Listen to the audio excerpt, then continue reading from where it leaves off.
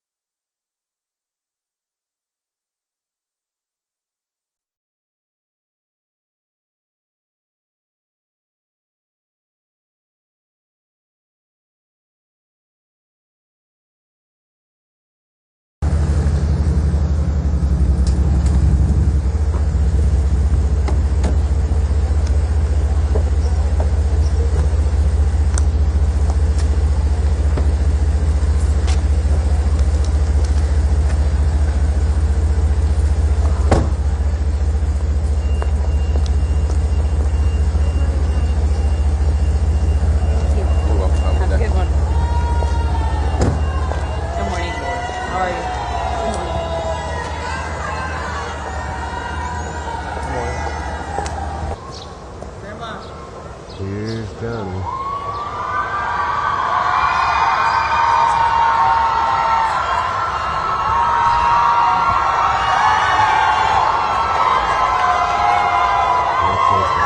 First time,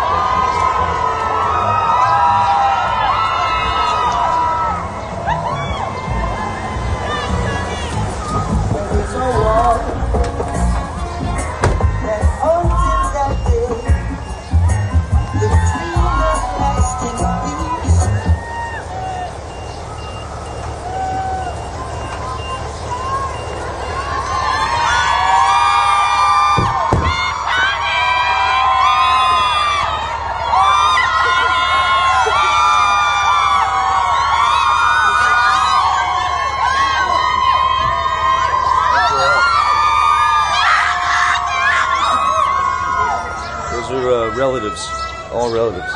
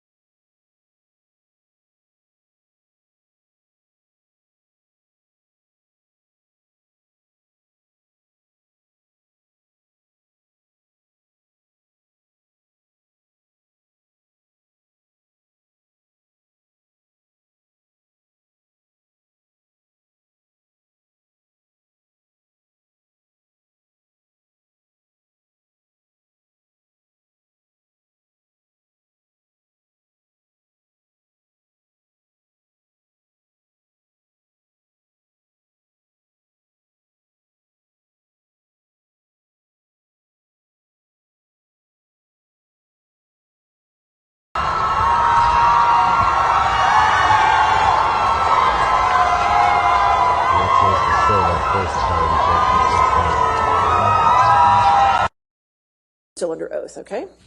All right, next question. Thank you, Your Honor. Amber, when did the first act of physical violence by Mr. Depp occur? Objection asked and answered. No, overruled. Go ahead. That would have been early 2012. And how did you determine this? I reviewed my therapist's Objection, notes. hearsay. She hasn't even answered it, Your Honor. All right, I'll allow the answer. By reviewing my therapist's notes. Objection, All right, hearsay. I'll sustain the objection. Your Honor, but it's not offered to prove the truth of the matter asserted. It's explaining what she looked at. I'll sustain the objection. Okay. When did you earlier believe the first act of physical violence occurred? Well, I had always believed up until recently that it had started later, that the violence started around early 2013, not early 2012. Now, you testified earlier that the first act of physical violence by Mr. Depp related to the Winona Wino tattoo. Do you recall that testimony? I do. Okay. Does that change your testimony, realizing that this is earlier? Was this, in fact, still the first act? Objection, leading. Sustained. What was the first act? Objection asked and answered. Sustained. How do you remember the first act of violence? Well, you never forget it. That's how I remember it. It changes your life forever. You never forget the first time someone hits you like that. I just had the date wrong. Okay. And how is it that you think you got the date wrong? Objection calls for speculation. Overruled. I'm embarrassed to say I think I would have liked to have believed that the period of time in which I had to fall in love with Johnny, in which we fell in love, and he was sober, and he wasn't violent to me, lasted for a lot longer than it did. I think I would have liked to have believed that I wasn't hit so early in the relationship and still stayed.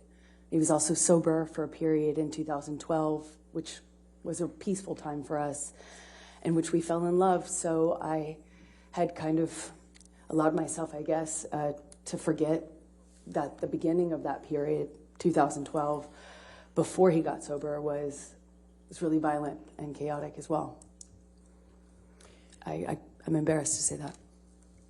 Now, you testified that the police were called multiple times. Other than the May 21, 2016, what other occasions were there where the police were called?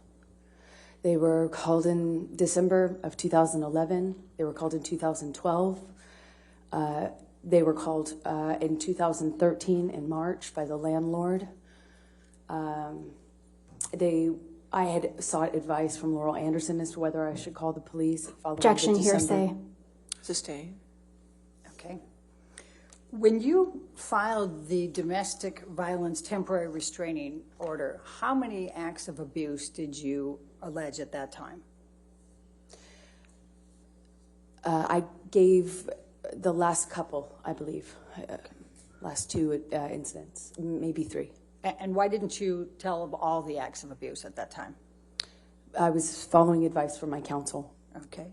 How many instances of abuse were included in the UK trial? There were 14 acts of physical abuse and violence and 3 acts of sexual abuse.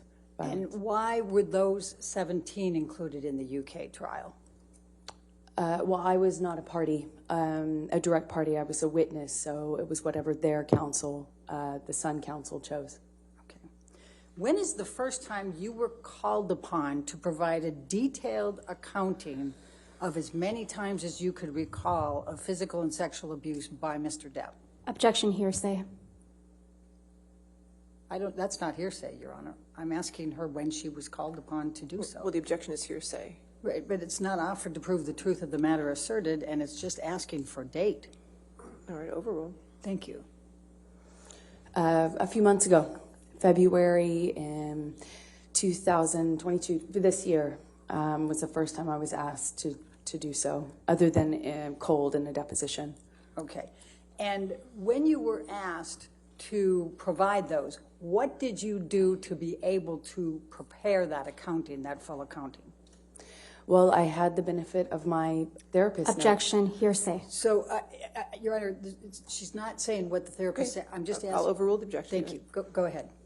I looked at my therapist notes. I had the benefit of those notes, which we had received in February, as well as I reviewed calendars, photos, text messages, my journals, my diaries, of which there were many.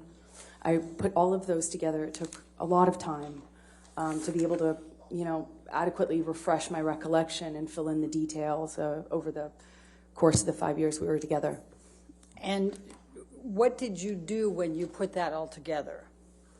I kind of filled in and collected all of these various pieces of information and gave a fuller account as best I could for each incidents of violence that I had record of. I think it was called an interrogatory. In this case? In this case, All right. excuse Did me. you sign that under oath? I did. Okay. And it was provided to counsel for Mr. Depp? It was. Okay. And was it a pretty lengthy document? It was far too long. And how is it that you didn't just remember all of those events like this? That's not how your memory or my memory works. We were together for 5 years, almost 4.5, and it was a very violent, chaotic, at times very loving, emotional relationship. So as anyone can imagine, there was a lot going on, and unfortunately the violence became almost normal, especially towards the end. It was just, it's hard to say that now, but the violence was almost normal. And, your brain does with trauma what it does, puts it away best you can. So I was frankly, I was shocked to see a lot of the information presented to me through my therapist's notes, because she was taking them in real time. Objection, Your Honor, hearsay. All right, I'll sustain my objection. Okay, we'll move past what the therapist said in her notes. Okay. Now, there's one more. You also provided a declaration in this case early on. Do you recall that, trying to move the case to California? Yes, there was a declaration in 2019. All right. And did you describe some of the events of violence in that declaration? Objection, leading. What, if anything, was said about violent acts in that declaration? I was taking the advice of my counsel. It was to get it moved, I believe. Okay. And was there, did you include all of them? No. Objection, leading. Overruled. Thank you.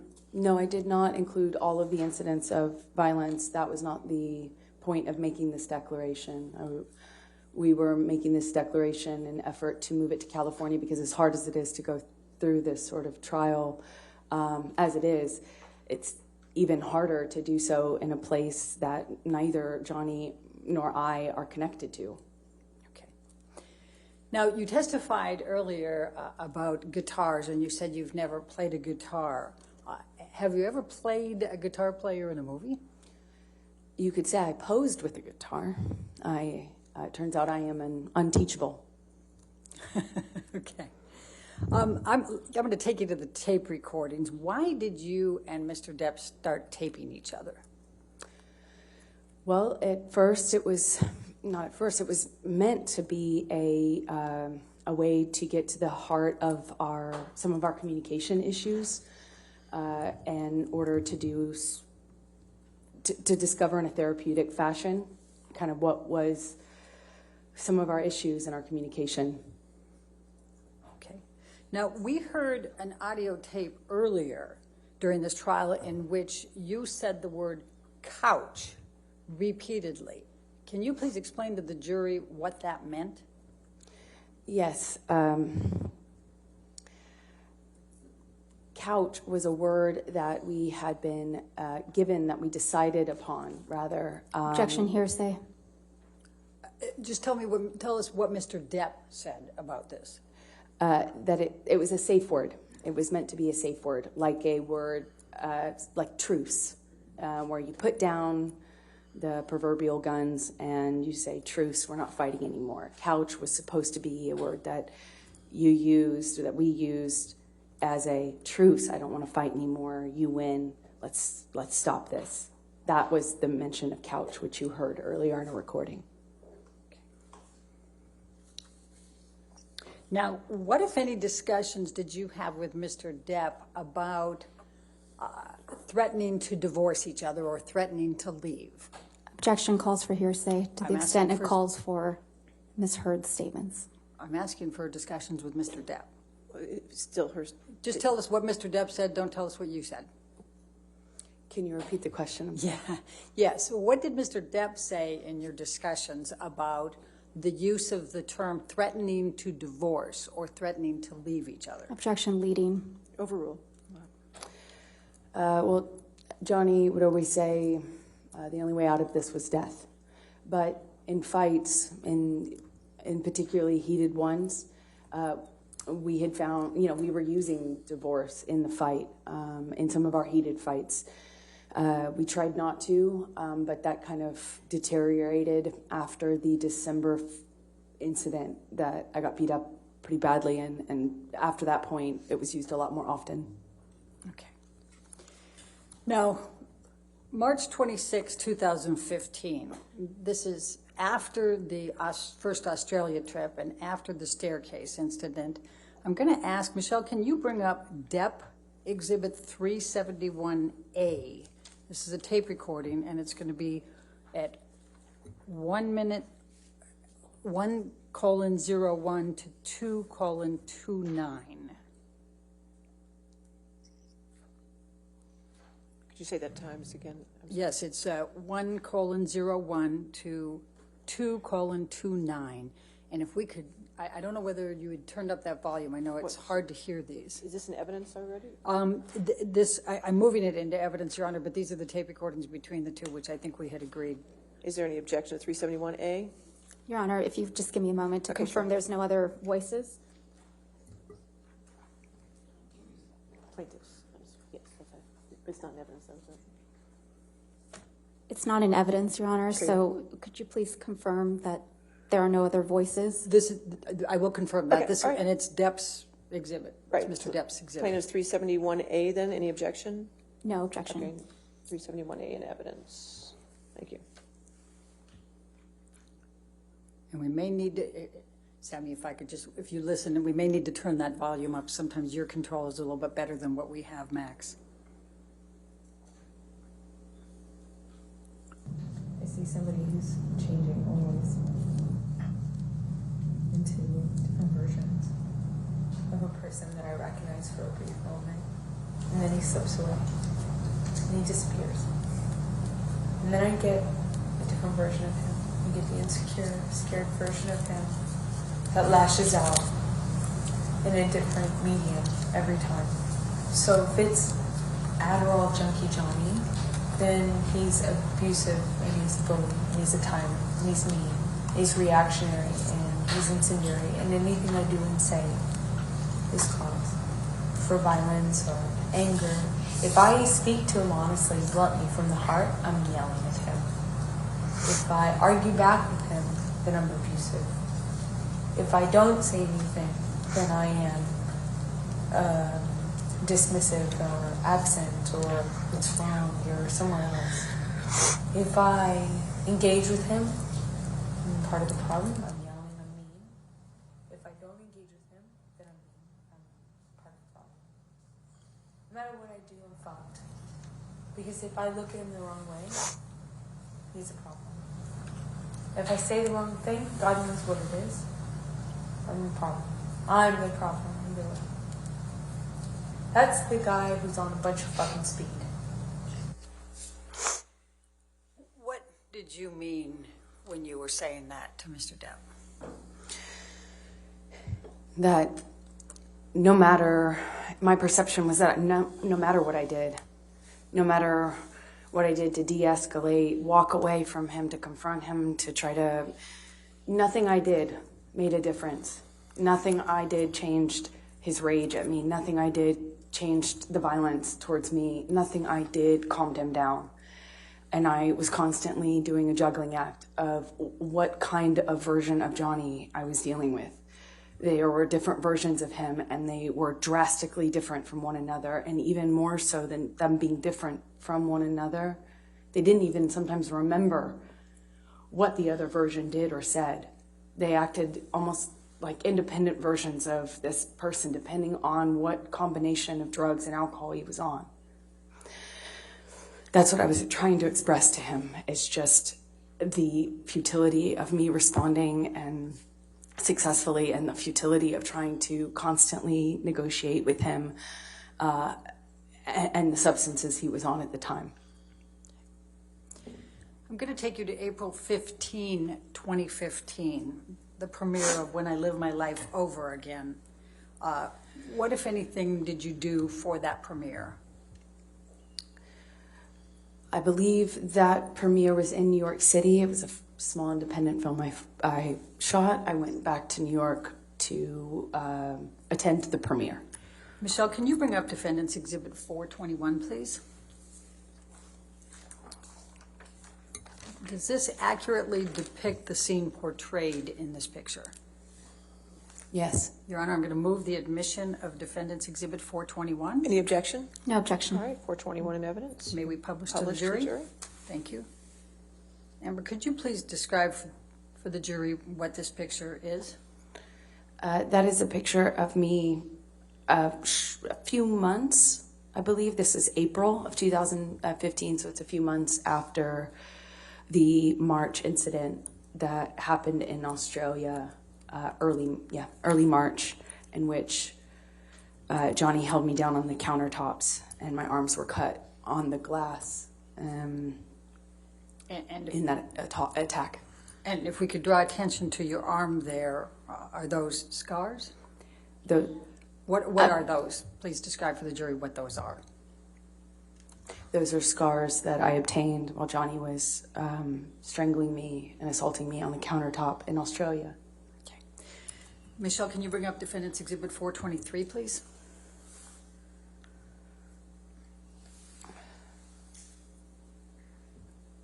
And does this accurately portray the scene shown? Yes, that's... Hold on a second. I'm going Yes. to move the admission of Defendant's 423, please. No objection. 423 in evidence. Thank Publish. you. May we publish? All right, and please describe to the jury what this shows. It is a picture of me on a red carpet. You can see my scars.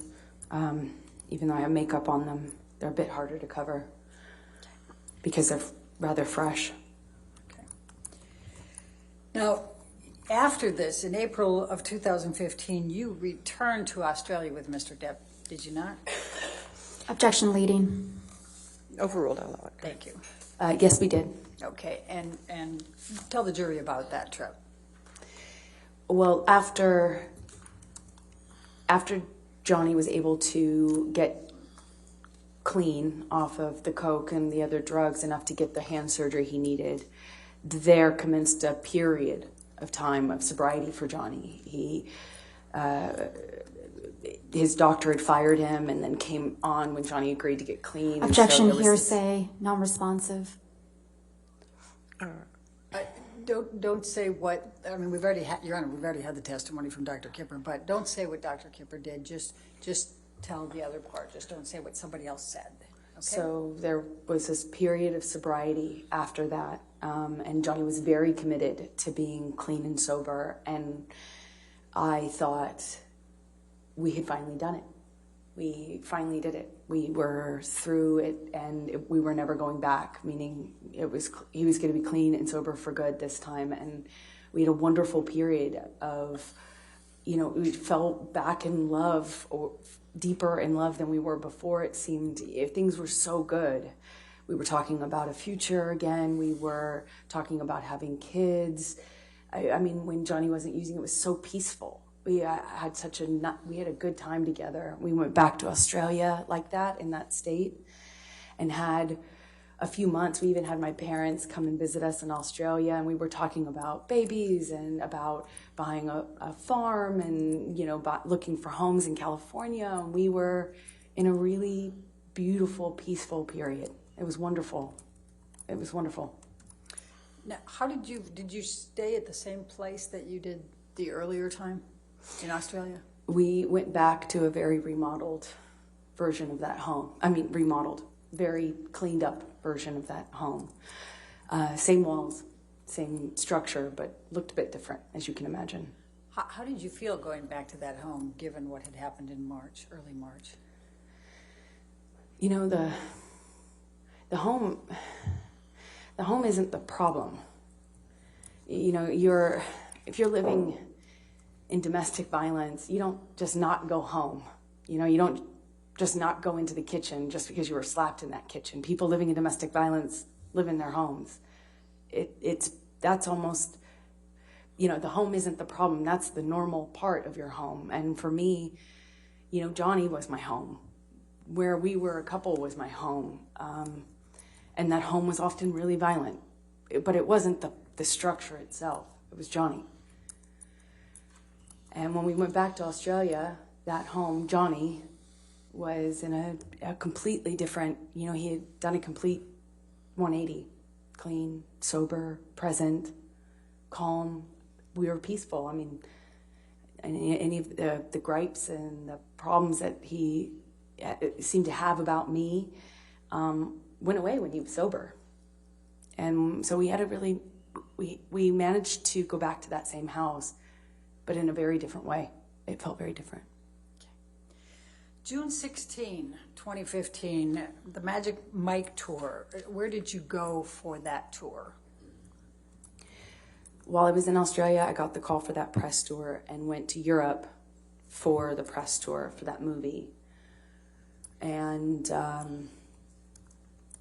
you know, I was nervous because problems arise when I'm having to work, when I leave. Objection, non-responsive. That was still responsive. Well, sustain the objection. Next question. Michelle, can you please bring up Defendant's Exhibit 447?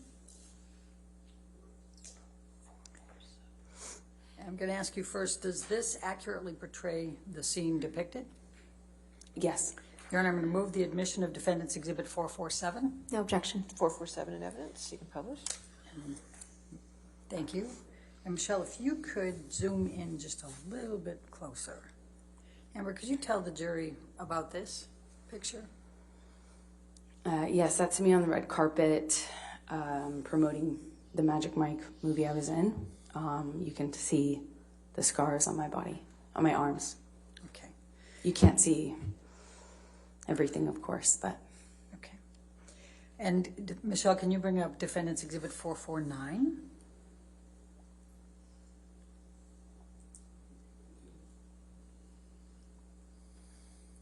And Amber, does this accurately depict the scene portrayed? Yes, it does. Your Honor, I'm going to move the admission of Defendant's 449. No objection. All right, 449 in evidence. Publish. And Amber, could you please describe to the jury what this portrays?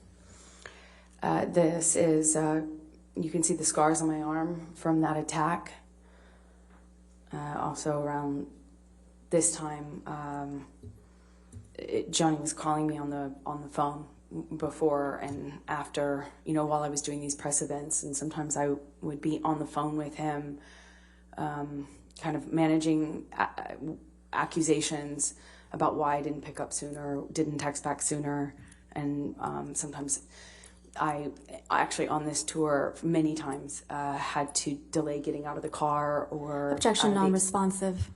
I'll ask that. How did Mr. Depp react to your going on this press tour? He was very upset with me. I just remember crying on the phone with him a lot and having to hang up to do press events. All right. Thank you.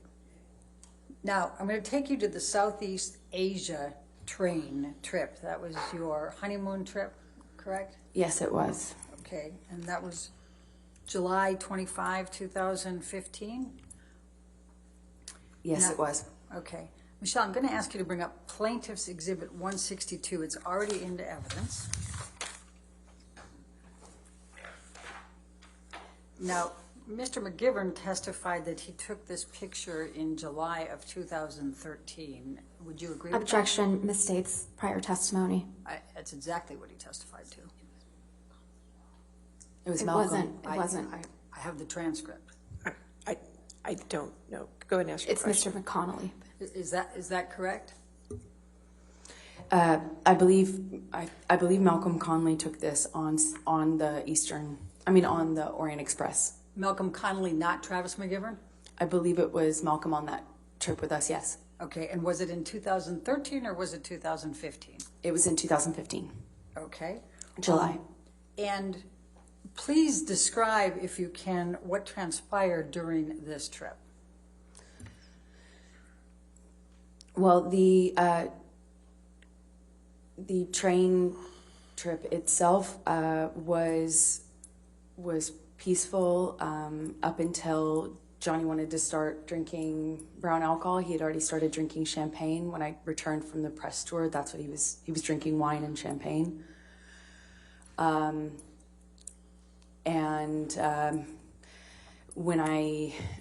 When he wrapped on Pirates 5, the plan was for us to do this honeymoon.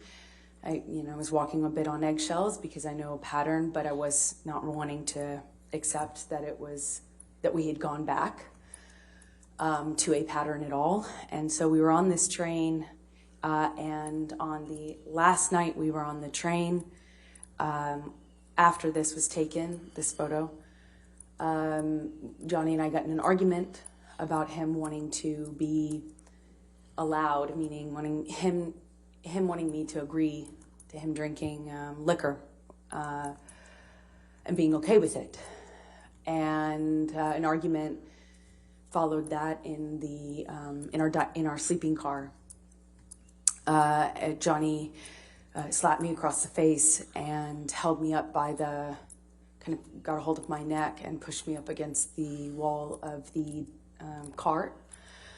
It was a narrow sleeper cart, and there were two beds, one on each side. He had me up against the wall while he was standing on the floor in between the beds, and I was on the bed, kind of half kneeling, half standing, trying to get his arms off my neck, and he was squeezing my neck against the railway car for what felt like a very long time. And every time he kind of would pull me away from the side of the car, he'd slam me up against the wall. And I remember looking down at him and trying to get his arms off of my neck.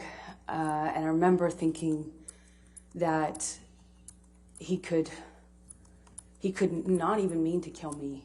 I remember being scared that he wouldn't even mean to do it. And kind of looking down at him because I was slightly above him as he was standing on the ground. And kind of clawing at him, trying to get him to, his arms away from my neck.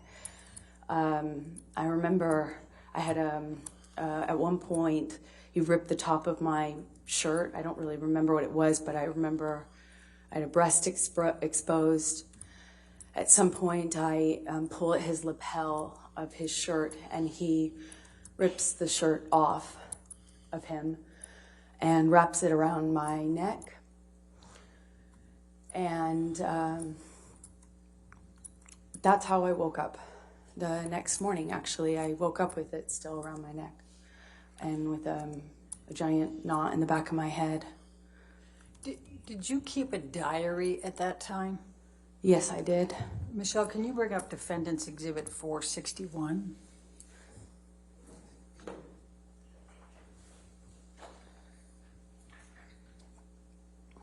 Objection hearsay. It is a diary, Your Honor, and I will just ask her some questions about it rather than trying to admit it into evidence at this point. All right. I'll wait for the question. Go ahead. What, if anything, do you recall about recording what transpired on that train? Objection hearsay. I'm just asking her whether she did. I'm not asking what she recorded. All right, I'll allow it. Go ahead. Overruled. I wrote about what happened that night the next morning. Thank you. Now, did Mr. Depp suffer any injuries on that trip? Not that I saw. I have a lot of pictures from that trip, and he's uninjured. Okay, thank you. You can take that down, Michelle. Thank you. Now, I'm going to keep you in July of 2015, and Michelle, I'm going to ask you to bring up Depp Exhibit 390A. It's a recording, and I'm going to be asking about from 3:30 to 4:12. I'm going to move the admission, Your Honor. It's another recording between Mr. Depp and Ms. Heard. There's nobody else in It's there. plaintiffs, what number was it? It's plaintiffs, it's 390A. Okay. Any objection to 390A? I'm sorry, Your Honor. Okay. May we approach? Okay.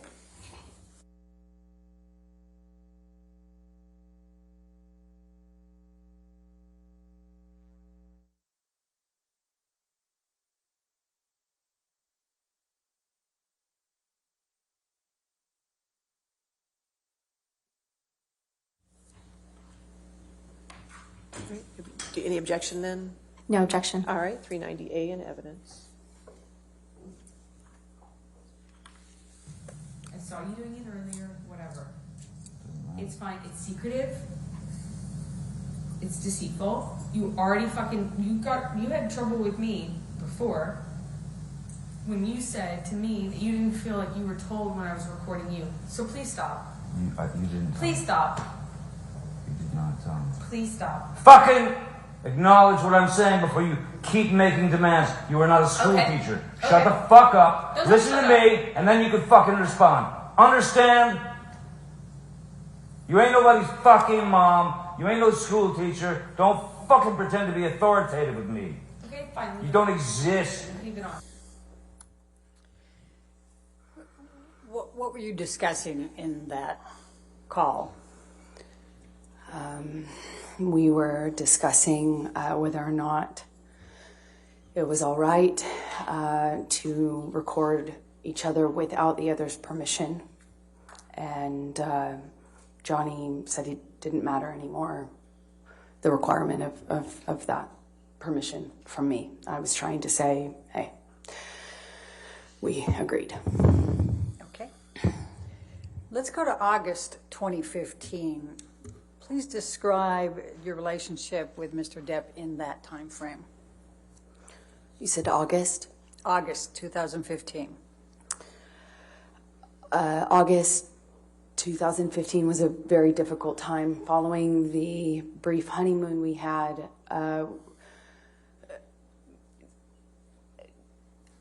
Johnny's use continued, well, it started again, is a better way to describe it. And lo and behold, so did our disagreements, coincidentally, not coincidentally. I got an offer to do a job, which was already a problem, or problematic. I was considering working on a TV series that had James Franco in it. I was asked if I would meet with the people who are making the show. Objection, hearsay. It's not offered to prove the truth of the matter, sir. Overruled. Thank you. And so I was considering taking that job. And there was a possibility it would require brief nudity, which I knew I would have to negotiate down. But obviously that was a problem for Johnny. Didn't want me to do that. Didn't want me to work. And frankly, I needed to. And there was another film I had coming out that I had previously shot. It's called London Fields. It was a source of a lot of fighting between us because of the sexuality in the role. It was a constant negotiation between myself and the filmmakers. They made a film, and Johnny told me that he had heard about it, was unhappy with some of what he had heard. He was unhappy with me having done a sex scene in it that he claimed I didn't tell him about. I did not actually film the scene he was speaking of. He demanded that we watch a screener of it, which is a version of the film before it's released. We got one sent to where we were at the time, Johnny's Chateau in France. It's in a remote part of France. And once again, we're in this remote place, and we're screening this film that I appeared in, and there was a scene, a sex scene in that movie that started before Johnny freaked out because it looked like me. They had used a body double. Unbeknownst to me, without my permission, they used a body double to do a sex scene. So I have an incredibly jealous man who already is upset with me for breaking the rule that I had a sex scene. On top of that, I'm telling him it wasn't me. I didn't shoot that scene. And you can imagine how upset he was. He was irate and was calling me a liar, a whore, among other things. And we had this, that combined with the fact that I had even entertained doing this job that involved James Franco, was a pressure cooker. I called it a week of hell later. Objection, hearsay. Overruled. Johnny at one point slapped me in the face in our bedroom in the chateau that we were staying in. At another moment, he punched me across the jaw. At one point, he kind of either pushed or threw. It's hard to describe to you which of those two it is, because I can't tell you. I just know I went flying into this old church furniture. I later thought I had a concussion. It was the first time I thought I had sustained a concussion. And I wrote about it later. Now, did there come a time in this time frame that you found a folder on Mr. Depp's computer? Yes. What was it labeled? It was on Johnny's opening page, his desktop. It said, "No fun for JD," in all caps. And what was in that folder? It was a collection of pictures of me from various red carpets, starting on the press tours that I had been on, where I zoomed in pictures of what he thought was, like inappropriate clothing, side boob, cleavage, anytime I moved. And Objection calls for speculation. All right. I'll sustain as to what she believes it was. Okay. What pictures were in that folder that we have seen today? The ones I saw of the kind of rose gold dress and the red dress were both in that file. Now, what, if anything, did Mr. Depp say to you or ask you about how you got those cuts on your arms? Nothing. What, if anything, has Mr. Depp ever said to you or asked you about any injuries that you've sustained over those years? Johnny's obviously never asked me how I got any of those scars. Did you ever witness Mr. Depp self-injuring himself? Often. He did that often. Please tell the jury about that. What did he do? I first started, I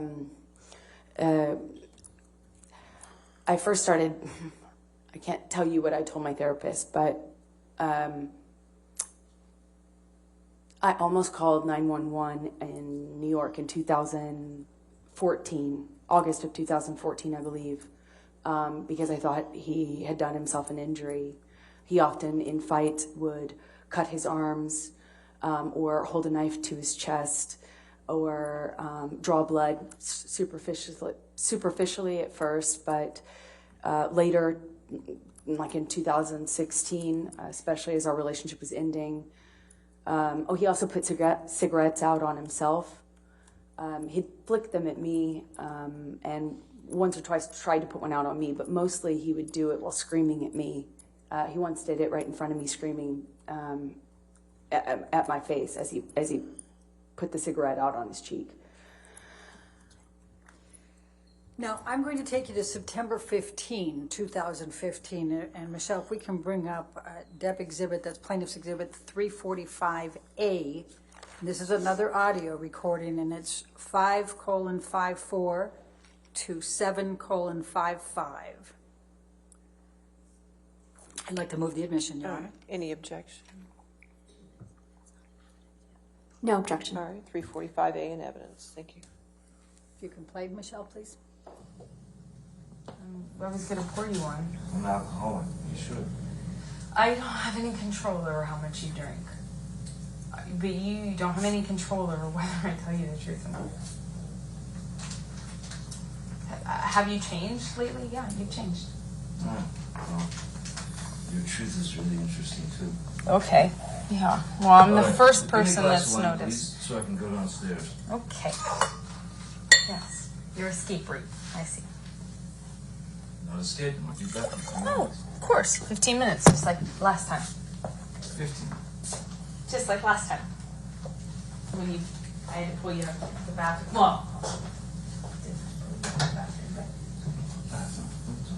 when you passed out naked in the bathroom in there. Did you pull me out? You tried to. Really? Yeah. How? Did you get inside? It didn't get inside.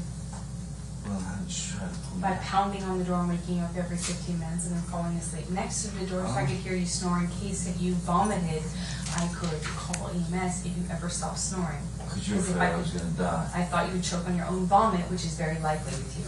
Really? Yes, very But I likely. vomit a lot. Yes. What? Yes, you do vomit a lot in your sleep, even Really? Oh, it's news to you?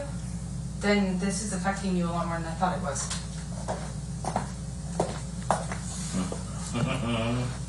Amber, you're so good.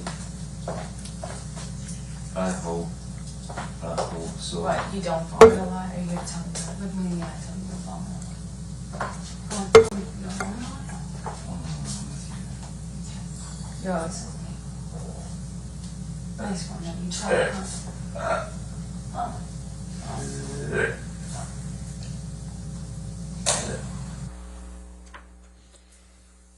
Please explain to the jury what the issue was in this particular tape recording. Well, Johnny at the time was wanting to go and drink downstairs at a bar, and we were talking about 15 minutes because the last several times he had done that, it had been days. He'd disappear on a bender, get really sick, and you know the drill by now, having heard enough from me. So another issue that we were having at the time, or that he was having at the time, that affected me is that he would pass out and vomit. And vomited very, very regularly at this stage. He was obviously drinking again. I'd given up fighting with him on that at that stage. And what I had a habit of doing is turning him over onto his side so he doesn't choke on his own vomit. It's very common for people who do that to asphyxiate. At least that's what I understood. So the advice I got was to turn him to his side, put a pillow underneath his back, and turn his head so that he didn't asphyxiate. And one time I was doing that, and he swung at me, and I told medical. And the advice, after I got their advice, I realized I can't say what the advice was, but after I got that advice, I stopped doing that. I tried to, as much as I could, leave him and just be ready to call 911 or help if I heard him choking. And sometimes that happened behind bathroom doors. Well, and that's going to take me to September 27, 2015. Again, Depp, that's Plaintiff's Exhibit 356A, and the recording is 3107 to 3230. I'm going to move the admission, Your Honor. Any objection to that? No objection. All right, 356A in evidence. Thank you, Your Honor. Michelle, thank you. Lie. And that you punched me in the You're right. fucking thing, and you figured in it the out. face, and you said, "No fucking, no, I didn't. What the fuck are you talking about?" And I watched punch you you. lie, and then I I didn't said, punch you, and by then the way. I'm sorry that I didn't punched hit you me. across the face in a proper slap, but I was hitting you. It was not punching you. Babe, you're not punched. Don't tell me what it feels like to be punched. No, even a lot of fights have been around a long time. I know. Yeah. No, when you fucking have a closed You fist. get punched. You got hit. I'm sorry I hit you like this, but I did not punch you. I did not fucking deck you. I fucking was hitting you. You can't I don't know deck what me. the motion of my actual hand was, but you're fine. I did not hurt you. I did not punch you. I was hitting you. How are your toes? What am I supposed to do? Do this? How are your I'm not toes? sitting here bitching about it, am I? You are. Oh, That's you- the difference you between poor me and toes. you. You're a fucking baby. Because you start You physical are fights? such a baby. Because Grow you- the fuck up, Because you start Johnny. physical fights? I did start a physical fight. Yeah, you did, so I had to get the Because- fuck out of there. Yes, you did. So you did the right thing, the big thing. You know what? You are admirable. Every single time. What's your excuse when there's not a physical fight? Then what's the excuse then? You're still being admirable, right? Just by running away? Amber, please explain to the jury what's transpiring in that audio recording, what that's about. Well, there's two different situations that we're referencing in this fight. Two different altercations between Johnny and I involving the door. The first of which we first start talking about, where I'm talking about hitting him, I am talking about what that conversation is about the disparity. The disparity between Johnny and I in our physical fights. The disparity of how he would proactively punch me and I would have to resort to reactively hitting him. I am talking about the difference between a punch, which Johnny did often, and me having to hit him in my defense. I know the difference between those two, and I'm highlighting the difference between those two, even if he wasn't twice my size. They're very different, and that's what I'm pointing out to him. The situation that involved, the context of that is, it happened in our bedroom up in Penthouse 3. You've heard us talk about that place. And I was trying to shut a door, our bedroom door actually. I was trying to barricade myself behind this door, and Johnny was trying to get through the door. He was using his body and his limbs to try to bust through the door as I was trying to keep it closed because I knew what he would do to me when he got to me on the other side. And I was hitting his arms, his body, as he was trying to prevent me from closing the door. And that is a separate incident that we later talk about in the second half of that recording, where we're talking about my toes. That involved a different incident, which was a bathroom door, and it was one of those ones that he was passing out in. And I could hear him passing out, or what it sounded like to me, behind a closed doors, passing out. I heard a thud, I heard a lot of commotion, I heard a glass break, and I hear what sounds like his body falling against the bathroom door. I open it to check on him, as I was accustomed to doing at that time. Johnny violently reacted to me opening the door, pushed it against me. It ran up over my toes, and he angrily came around the side of the door, swinging at me. I naturally pushed the door off of my feet, responding to the pain and also to the awareness, the knowledge that he was coming for me. Johnny later later he blamed me in his inability to understand what happened, in that he was not in his right mind, and he misunderstood that interaction and tried to blame me for starting a physical fight between us. And he even later went so far as to say, I wasn't even going to hit you. And that was the second door. I only could respond by trying to take accountability for my actions in it, what he understood my actions were, and my interpretation. And what I'm trying to say to him is, look, I can only do my best to respond. I was in pain, I was scared, and I can't promise you that when I'm scared and in pain, I won't react, thinking I know very well what our situation is and what's going to happen to me should I not react. Thank you. So I'm going to play another clip from that same discussion, and Your Honor, it would be Plaintiff's Exhibit Depp's 356B, we will call that, and it would be from 1:29:27 to 1:30:07. And I'd like to move the admission. All right, any objection? No objection, Your Honor. All right, 356B in evidence. Thank you, Your Honor. Michelle. I can't promise you that I'll be perfect. I can't promise you I won't get physical again. God, I fucking sometimes get so mad I lose it. I can fucking promise you I'm gonna do everything to change.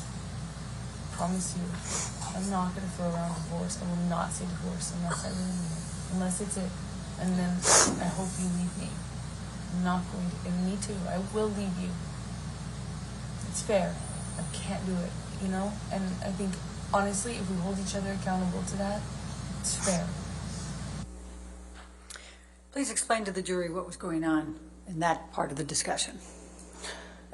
That's the same conversation where I am, as I was accustomed to doing, I'm taking as much responsibility as I had to. In those interactions, I have to, you know, in my relationship with Johnny, and as you have to, and somebody will not and cannot take any accountability for anything they do in a fight, as Johnny couldn't and wouldn't. I took on as much as I could for myself. You know, I had the whole relationship been blamed for everything, for his drinking, for him hitting me, for everything in between, blamed for walking away, blamed for staying. I blame myself as well. Blame myself for my part in it, blame myself for staying, blame myself for putting up with it. And frankly, at a certain point, it's easier to take the blame, feels easier. It almost feels better to take the blame for something than to accept the senseless nature of the violence you can't change. You know, it's almost more reassuring to take accountability for it than to accept the senseless nature of the violence that you can't change no matter what you do, no matter what I did. No matter what I did, still hit me. I'm now going to take you to October 5, 2015, and Your Honor, Plaintiff's Exhibit, Depp's Exhibit 393A, it's another recording, 2:40 to 3:43. Move the admission. No objection. All right, 393A, plaintiffs in evidence. Fact of the matter is, Johnny, they don't know. None of your friends, whether they saw a tiny fraction, that was the tip of an iceberg. A tip of an iceberg. That was my reaction to, yet again, this happening. That is the tip of the iceberg. And if you want to use that as some sort of like mental excuse or validation of whatever, of telling your friends or whatever they think or whatever they think about me or whatever, fine. But they only saw a tip of an iceberg. None of your friends Let me ask you a and question. none of this team have actually been there for one of our fights. They've never Oh, boy. actually That's seen. that's not true. Really? Have they been in the hallway? Yeah. They've Have heard they it. seen? Baby, that is absolutely not true. They have not heard everything. Nathan because could fucking you, quote us. Great, he can quote a part of it, but he has not been there. No one has actually been there for a fight in its entirety. No, how could they? No, exactly. So stop using that as some sort of excuse like they see it, they know. They work for you or they're your friends. Please explain to the jury what you were discussing in that conversation. Johnny would often use the fact that his, paid employees, his loyal staff would back him up in fights, and that he would constantly threaten to call them in to validate him. They threatened to call them to come into the room to have them back up him and say that it was, that my yelling or that I'm at fault, that I'm in the wrong, that it's all me. And he would do that in almost all of our fights, especially by 2015, that he would call his friends and he'd call his staff in to back him up, so that I knew and would accept that I'm at fault and that I'm wrong. And that was, what I had to agree to over and over again, just even hope that we could have a conversation at some point in a more therapeutic sense so we could move the conversation along. That was his MO, if you will. He'd call people that work for him to back him up. I'm going to take you to Thanksgiving 2015. Could you please just tell the jury, and we'll go through this one relatively briefly, but tell the jury about Thanksgiving and any altercations you had with Mr. Depp on that occasion. Thanksgiving 2015, we had friends over. Johnny had Marilyn Manson over, and I had a few of my friends over. We had a son over, and maybe maybe my father. I'm not entirely sure how long he was there. We had dinner together. Johnny was disappearing with Manson, doing coke. Objection calls for speculation.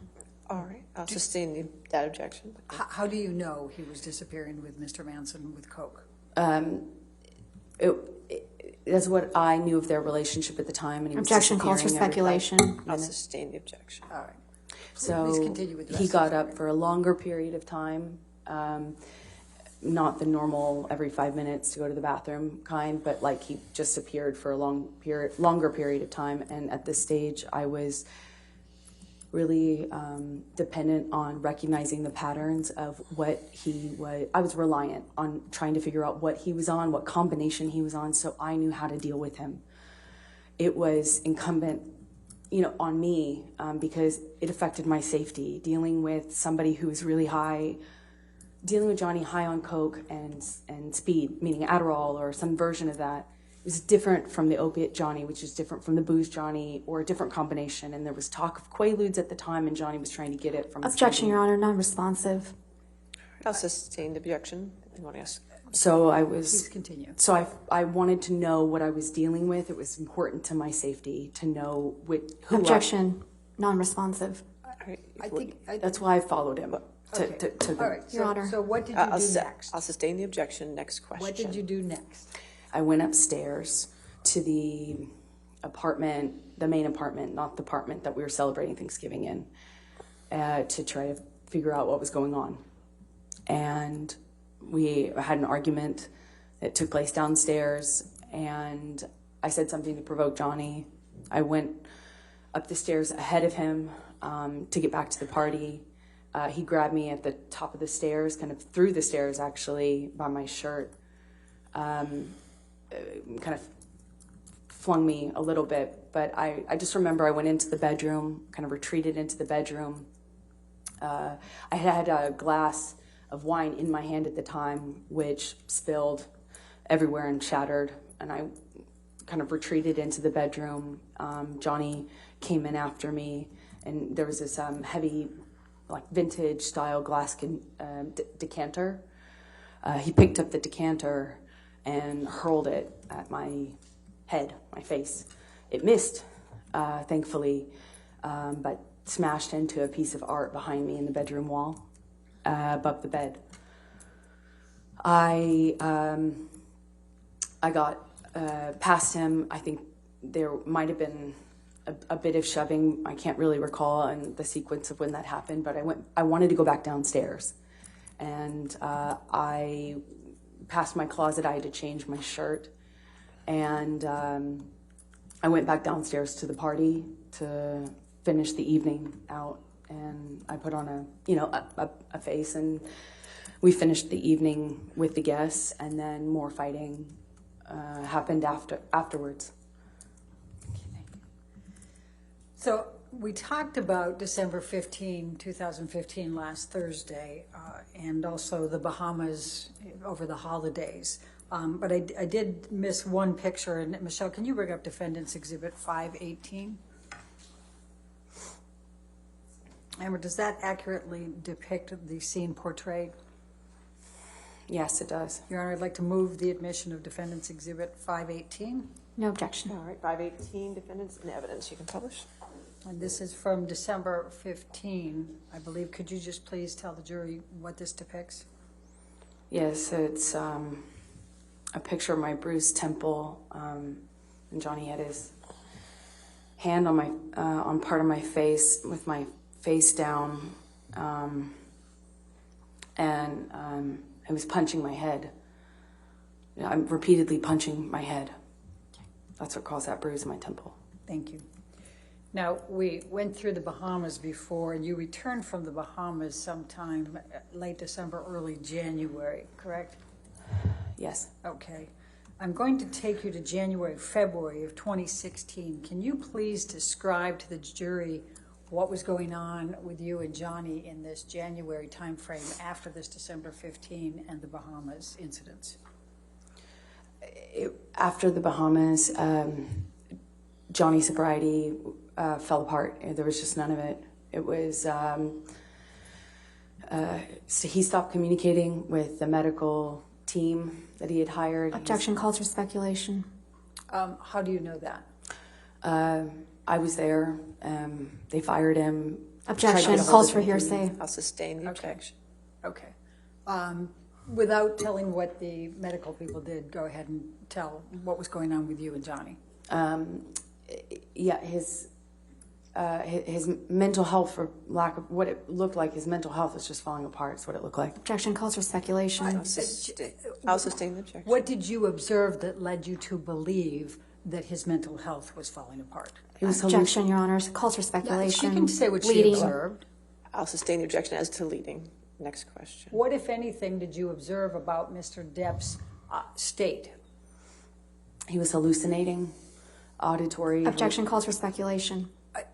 I'll sustain the objection. Please tell the jury exactly what he was doing that led you to believe he was hallucinating. Objection leading. Sustained. What, if anything, was Mr. Depp doing that would have led you to believe he was hallucinating? Same objection. Sustained. Sustained. Please describe what Mr. Depp was saying in January of 2016.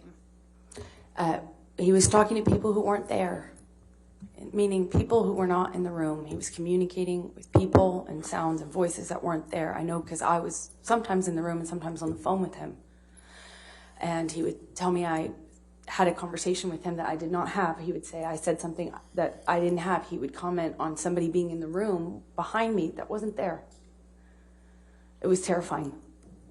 It was terrifying because, once he smashed a board right next to my face, and it was unclear to me whether he was even mad at me or he was convinced that the guy he said he saw me with was in the room. I didn't know if Johnny felt the man was in the room with us or not at that point.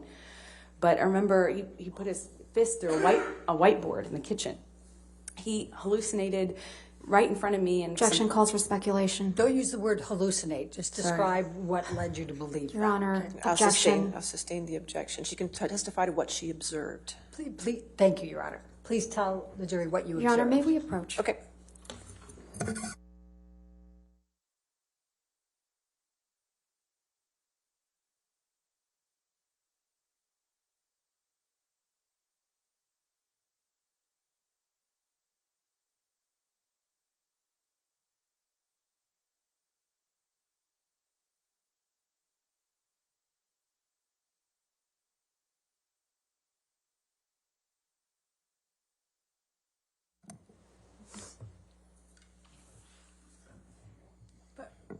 Please tell the jury what you observed.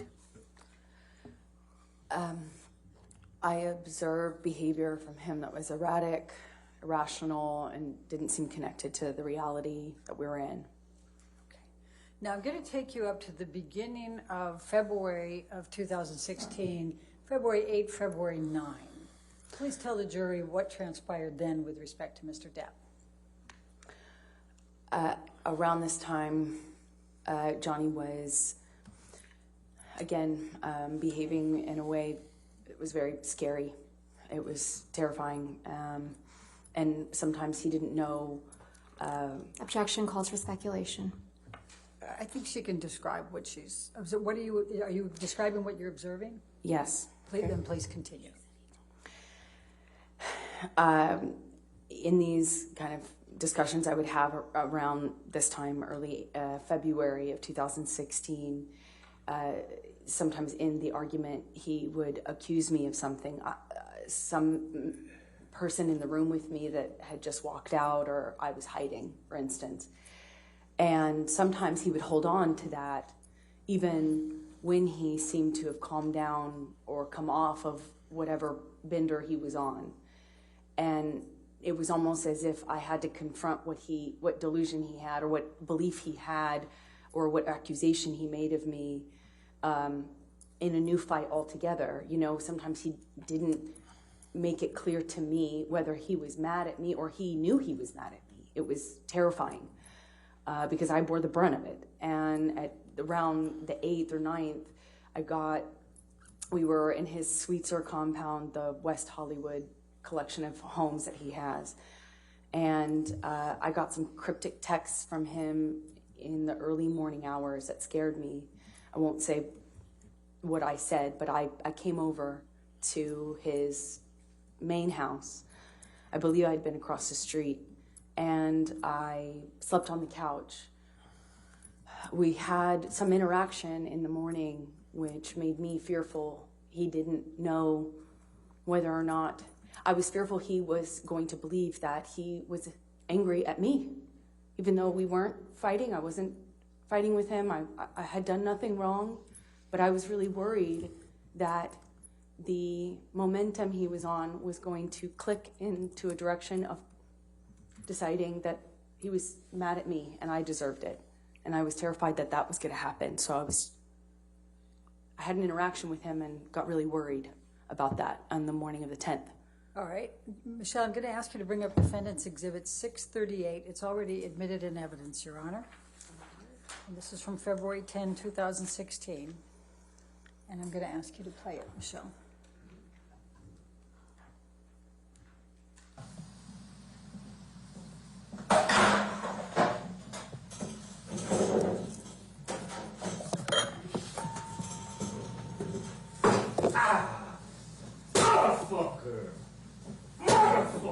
What happened?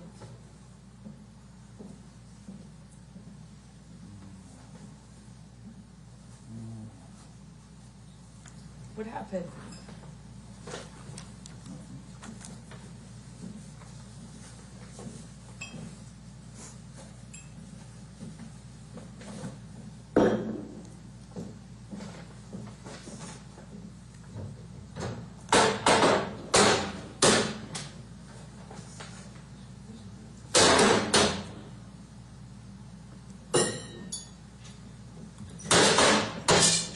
Nothing happened this morning, you know that? Were you in here? No. So then nothing happened to you this morning? Yeah, you're right. I just woke up and you were so sweet and nice. We were not even fighting this morning. All I did was say sorry. Did something happen to you this morning? I don't think so.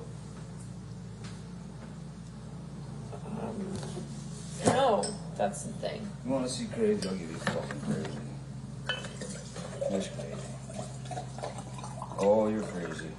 Oh, you're crazy. Have you drunk this whole thing this morning? Oh, you got this going? You got this going? I just started it. Oh, really? Really?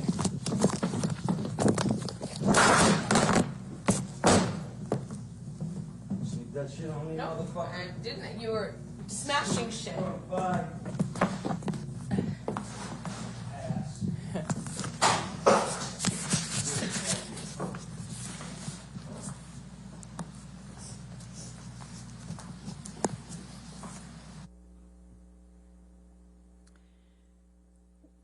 Why did you videotape this, Amber? Because I knew he wouldn't remember. Objection, calls for speculation. Sustained. Rather than what you knew, you can say what you thought. Just tell us why you... I was afraid. It was scary. It's scary. Scared they wouldn't remember. Objection, calls for speculation. Your Honor, I'll sustain the objection. All right. So I'm going to now take you up to April 21, 2016, your 30th birthday party. Will you please tell the jury what happened that night with respect to, in particular, Mr. Depp? He at that time we had a fitting that day or the day before, and he missed it, and he was kind of disappearing at that time, like at night, vaguely saying like meetings. He had meetings, but then he'd be gone for sometimes like 2 days, just not coming home and that sort of thing. Coming home after a bender Calls for speculation worse. as to Bender. I don't think that calls for speculation. I'll sustain the objection. He's gone for 2 days. Go ahead. And I had my birthday was coming up, and or on my birthday I said, well, are you gonna make it to my my birthday party. We had a dinner planned at our penthouse. I said it would be important for me if you made it. Objection, hearsay. Not offered to prove the truth of the matter Overruled. asserted. Thank you. And he told me at some point that day that he had scheduled a business meeting or a money meeting, I think he said, maybe, at 7, which is around the time my birthday was planned for. It might have been planned for 8 p.m. He, of course, once my party was starting, he wasn't there. Texted me at some point to let me know that he was going to make it, but that he was running late. And that continued throughout my party. We finished dinner, and when we were cleaning up and kind of everyone was delaying leaving because we were waiting to give him an opportunity to show up before everyone left. And he let me know he was there. I tried to, without saying what I said, I tried to give him the impression that I wasn't going to get on him about drinking or anything. I just wanted him to be there. And we had a toast. We did a celebratory toast.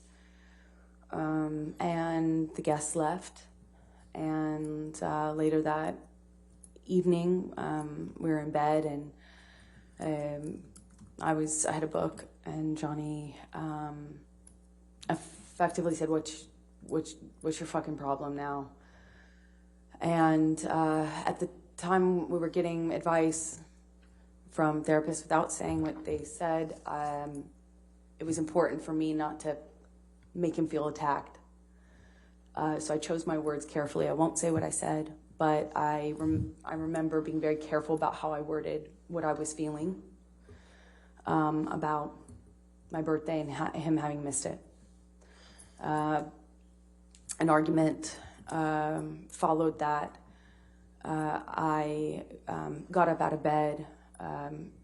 Johnny's side of the bed was closer to the door than mine. I remember him blocking the door, blocking me to get out, kind of shoving me down, and we had a verbal argument, and then that became a shoving match. I tried to shove him back. I kind of felt myself retreat into the bedroom. At some point, he picked up a large, I guess it's a Magnum size, not a normal size, a large size bottle of champagne, and hurled it at me.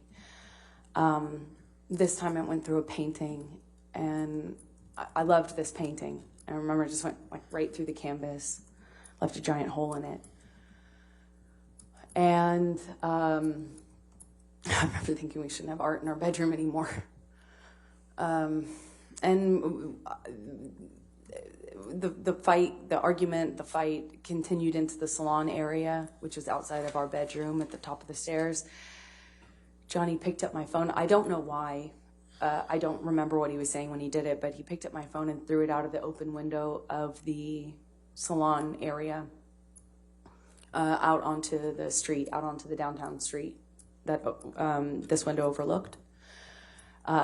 In that moment, I went, oh, no, you don't. I saw his on the countertop and picked it up and threw his immediately, 2 seconds later.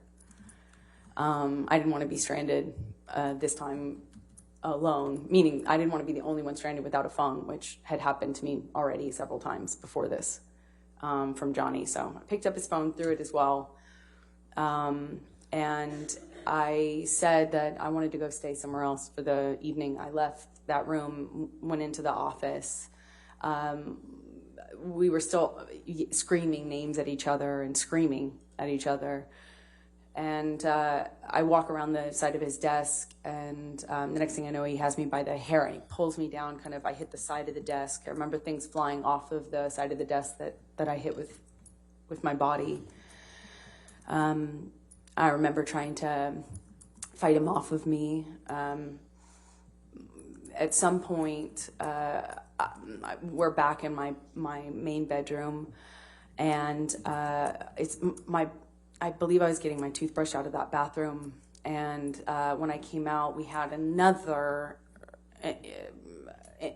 shoving match, but this one he kind of like, I remember he chest bumped me in this like bro-y way, chest bumped me and fell to the floor. And when I got back up, he kind of held me down by the shoulders down on the side of the bed, kind of held me, wrestled me down on the bed. I remember I got up once or twice before I ended up on the bed, and he grabbed me, did this thing that he did sometimes, and he would taunt me, grabbed me by the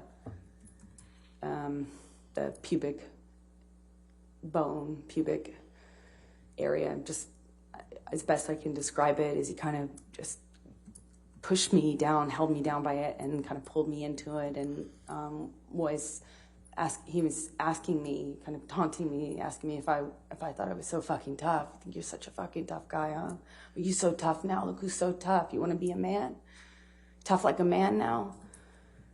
That happened for a bit of time. I'm not quite sure. I think at some point he left. I remember at some point shortly after that, I remember he was still in the apartment when this happened, but I remember kind of collapsing on the floor and being exhausted.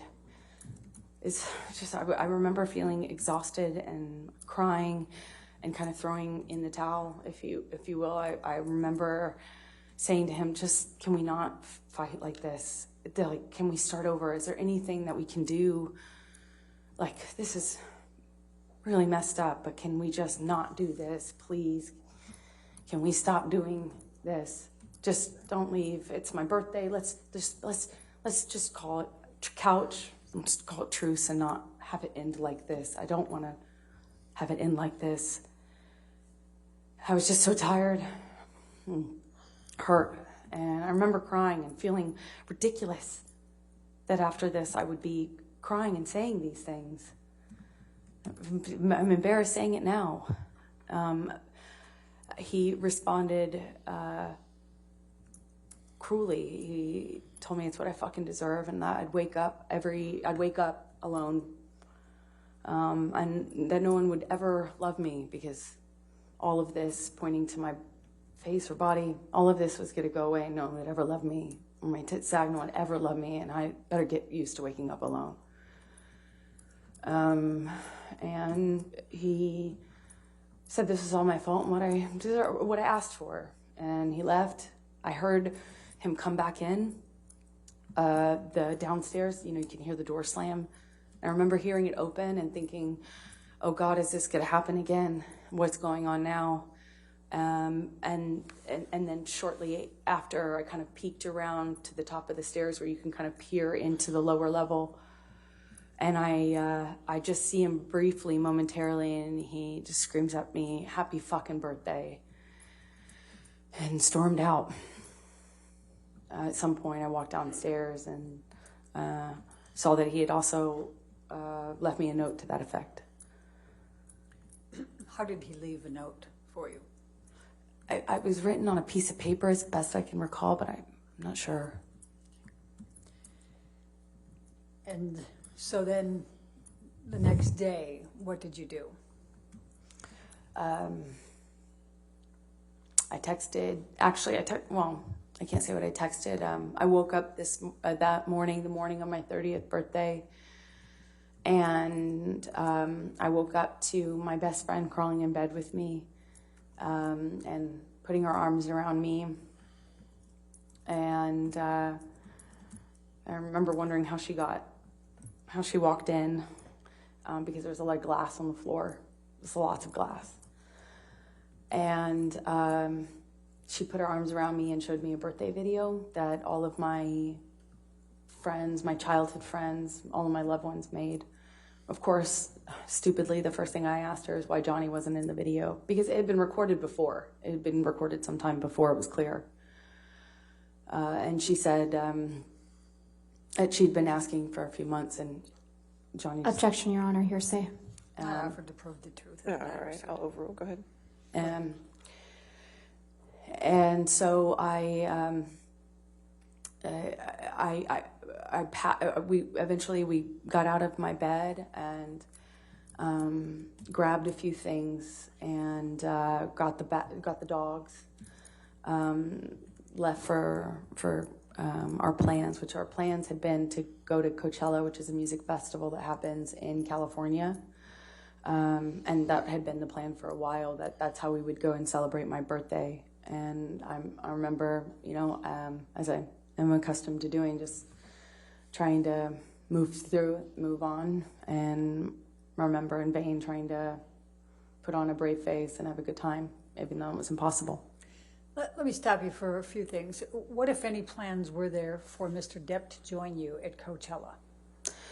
He was supposed to drive down, have dinner, stay in the room, maybe do some writing or something like that in the room. At Coachella? At Coachella, where we were. Coachella happens in a different part of California than we lived in. We lived in Los Angeles, and this happens about 2 to 3 hours away. So I finally got in my car back, and I drove with my best friends in the car. And I'm going to stop you again because I just have a couple more questions before we go into that part. You said you brought the dogs. Who were the dogs you brought? Johnny's dog, at the time, Boo. My dog, Pistol. We shared them. They're teacup Yorkies, and I believe Raquel, my best friend's dog, which is a mutt. Okay. What, if any, issues did Boo have with bathroom problems, if you will? Objection, leading, and relevance. Overruled all that. She had eaten Johnny's weed when she was a puppy and had bowel control issues for her entire life, among some other issues. She was, we regularly had to take her to the vet to try to figure out, well, what was wrong with this dog. Never met a dog that was quite like this. So she had some control issues, hence why she liked to burrow in the bed. She liked to be in the, by the foot of the bed underneath the covers. And it was customary that they slept in bed with us, but Boo, having the issues she had, we have to leave her in bed so that she wouldn't be encouraged to go to the bathroom, which would happen almost immediately once you put her down on the floor. And sometimes it happened in bed too. But yeah. So what, if anything, did you notice about any bathroom issues in your bed before you left for Coachella? Well, Raquel and I were both in that bed with the dogs, and I didn't notice anything, but we left them in the bed while we packed a bag to go to Coachella, so that Boo particularly didn't lose control of her didn't go to the bathroom on the floor. So we leave them in bed until you're ready to take them outside to the patio, which is their designated bathroom break area. And what, if any, plans were there? How often did you have housekeeping at that time at your house? The housekeepers were there every morning. Okay. Or they came every day, as far as I know. Okay. Now, we'll get you to Coachella, but why did you tell Starling Jenkins that you had been involved in a prank gone wrong? Objection, hearsay, leading. I said why, Your Honor. I didn't say what she said. I'll sustain the objection. Next question. Okay. Did you commit any kind of prank? Absolutely not. Okay. Absolutely not. And why would that not be something you would do? First of all, I don't think that's funny. I don't know what a grown woman does. I was not also in a pranking mood. My life was falling apart. I was at a crossroads in my life that was really serious, and I had just been attacked on my 30th birthday by my violent husband, with whom I was desperately in love and knew I needed to leave. It was not really a jovial time, and I don't think that's funny, period. That's disgusting. And what, if any, understanding did you have of Mr. Depp coming back to your bedroom that night or the next morning? Objection calls for speculation. I'm asking what her understanding was. No, I'll sustain the objection. Okay. Had you had any conversations with Mr. Depp about him coming back to the house the next day? No, Johnny didn't come back to that house. That was my, he owned it, but that was my house when we were having any sort of problem. In fact, that was my house just 90% of the time because he just didn't come back. That was not a place that Johnny was going to be in, that Johnny was in, and he had stormed out on my birthday, and as per what we did, he would go and stay at his West Hollywood home, and I would stay at the downtown places. He wasn't going to come back to the Objection Eastern calls for Columbia. speculation. I think she explained her answer on that Okay, one, what she I'll sustain thought. just the last part. Okay, next question. Thank you. All right, so let's take you to Coachella. Who drove? I drove. Okay, and who was in your vehicle? My sister, my friend Savannah, I believe, my best friend Raquel, just my girlfriends. I typically surround myself with my girlfriends. It's my sport. Was there any occasion in which you were riding in the vehicle that Starling Jenkins was driving? He picked us up from Coachella in the evening when we, as a group, all were ready to leave. That was the day that we went, which was the day that I took MDMA and mushrooms at the same time. Realized very shortly after what a horrible idea that was, considering the state that my life was in. I highly don't recommend that combination at the time. So I didn't feel like being in a crowd. I didn't feel like being at Coachella. I had intended to try to have a good time despite what was going on in my personal life, and I realized that was just not going to happen. And so I wanted to go home. Meaning to be in a bed. I wanted to be, I just wanted to be held by my best friend and watch a movie, and that's what we did. I didn't feel well and wanted to leave. Okay. And when you said you rode back with Starling Jenkins, was it just you, or did you have other people in the vehicle with you? When we left Coachella, it was my entire group. I wasn't ever alone with Starling. I certainly wasn't anywhere near him. I didn't have a conversation with him. I sat in the very back seat with my best friend next to me, and it was a whole group of us. Thank you. Your Honor, I don't know. This might be a good breaking point. All right, that's fine. Okay, ladies, let's go ahead and take our morning recess. Do not discuss the case with anybody, and don't do any outside research. We'll take 15 minutes, okay?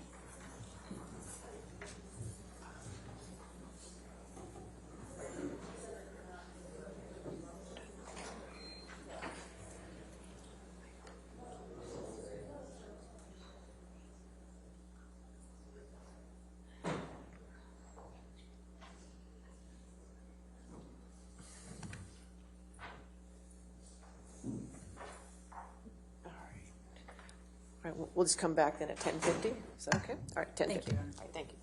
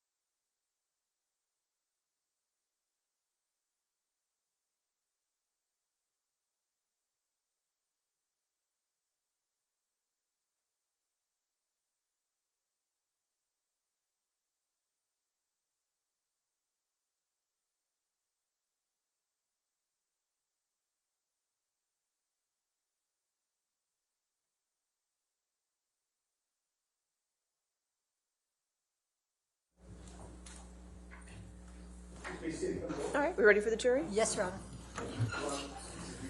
Okay. Sure, sure.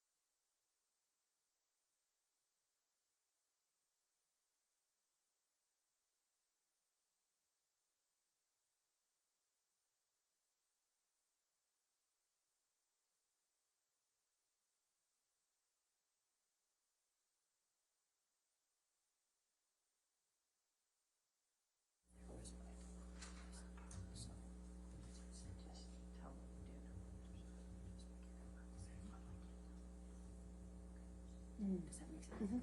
Okay. All right, we ready for the jury then? Yes. All right.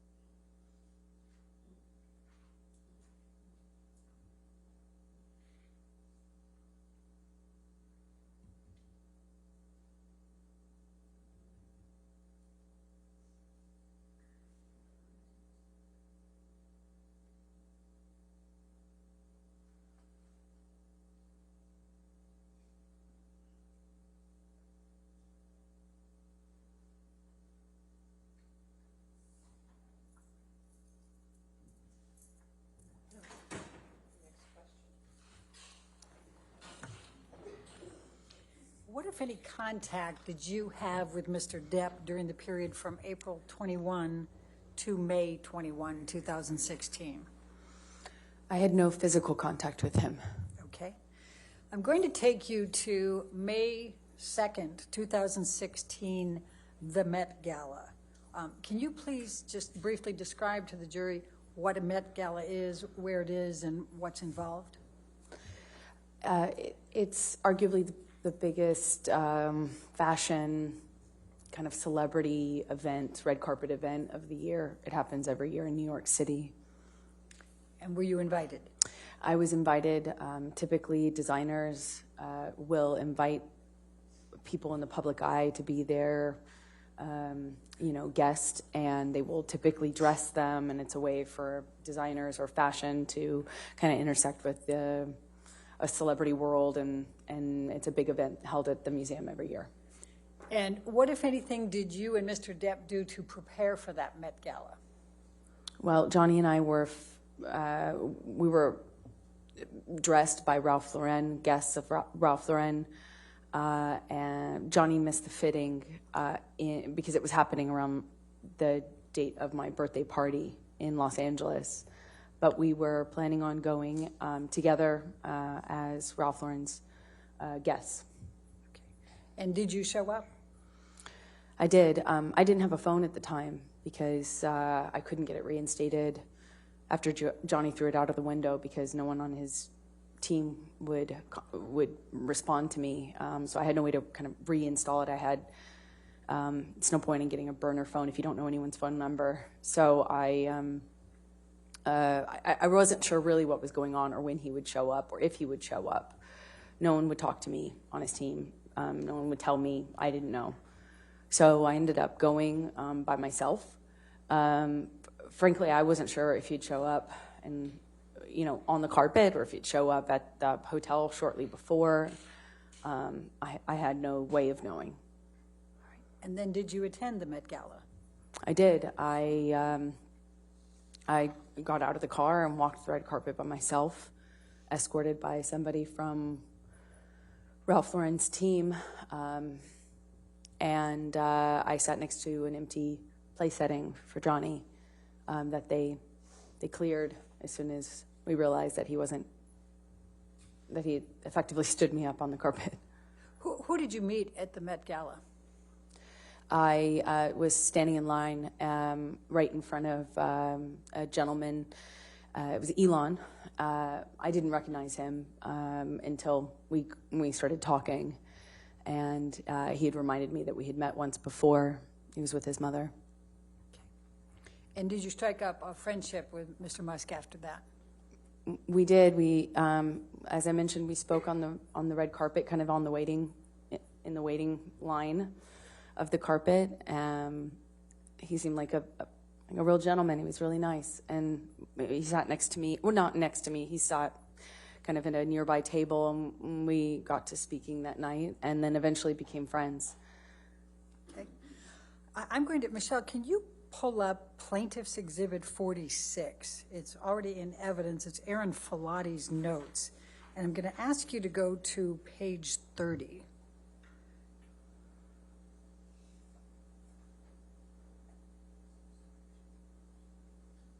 And I'm going to direct your attention to the entry for 5/11/2016, where it says, if I can see, here we go. Let me see if I can do some reasonable highlighting here. Okay, it says client laughed and also reported using illicit drugs, mushrooms and MDMA on 5/9/2016 at home with a high-profile male acquaintance. Client reported that her husband was not aware of the male visitor nor her illicit drug use. Do you see that? Yes, I do. Who was the high-profile male acquaintance that visited your home on 5/9/2016? I don't recall even being in LA at that time. Where were you? I don't recall. I believe I was in London at the time. Okay. Did you have a male high-profile client at your home in or around 5/9/2016? Not around that date. It seems like it's a wrong date. Okay. And did you use illicit drugs, mushrooms, and MDMA with any high-profile client? No, I did that at the Coachella Music Festival, and that was the end of that. I learned the hard way that that was a terrible idea. All right. Well, while we are on these same notes, I'm going to refer to the Coachella, which is up above, and it says it states she ingested mushrooms and MDMA simultaneously while also consuming alcohol, and states she vomited and was high for at least 24 hours straight. Were you high for at least 24 hours straight? No, I was not. I felt awful, but I was at home feeling awful, at home meaning at the hotel, with my best friend in bed. Okay.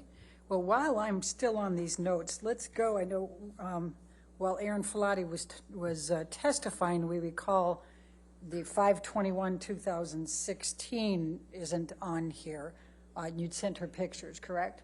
Yes, Okay. I did. Then let's go to 5/26/2016, and it says, client reports having the hardest week of my life. Client states she cannot deal with the negative media publicity she has received. And then if we can jump that up, Michelle, to the next page, surrounding the divorce she requested from her husband, J.D. Do you see that? I do. Okay. When did you go in for the DVTRO? May 27th. So that was the day after Aaron Filati's note saying you just had the toughest week of your life? That's correct. Okay. While we are still on this one, let's go up to the first page for the client history.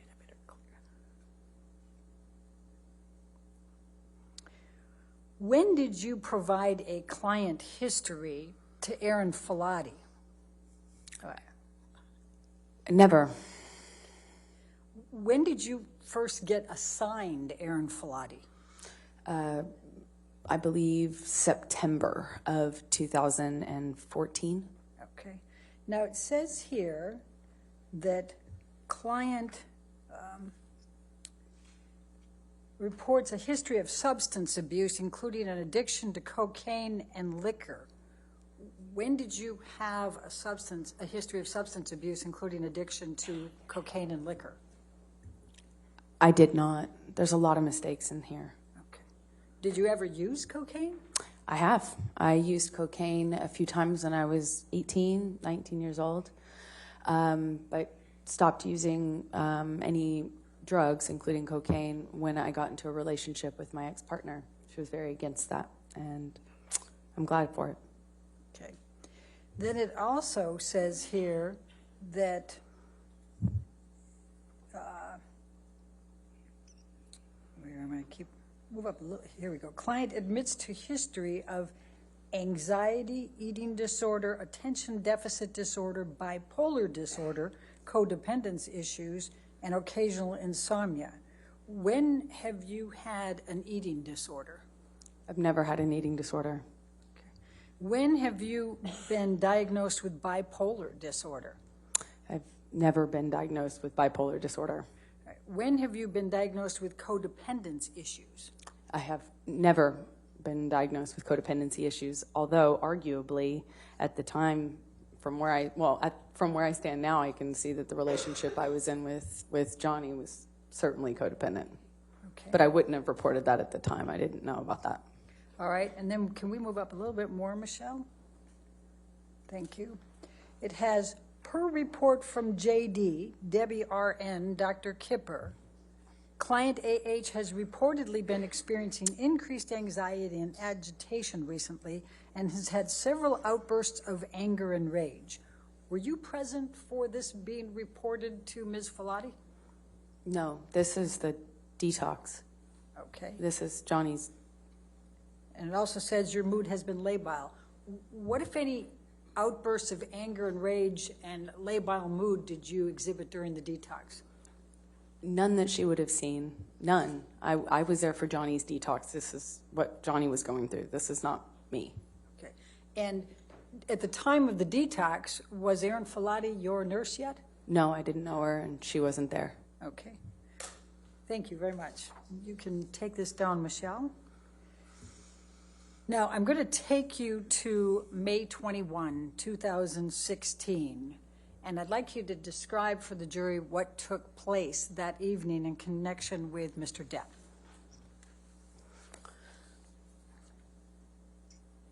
Johnny and I had not seen each other for the better part of a month, or about a month.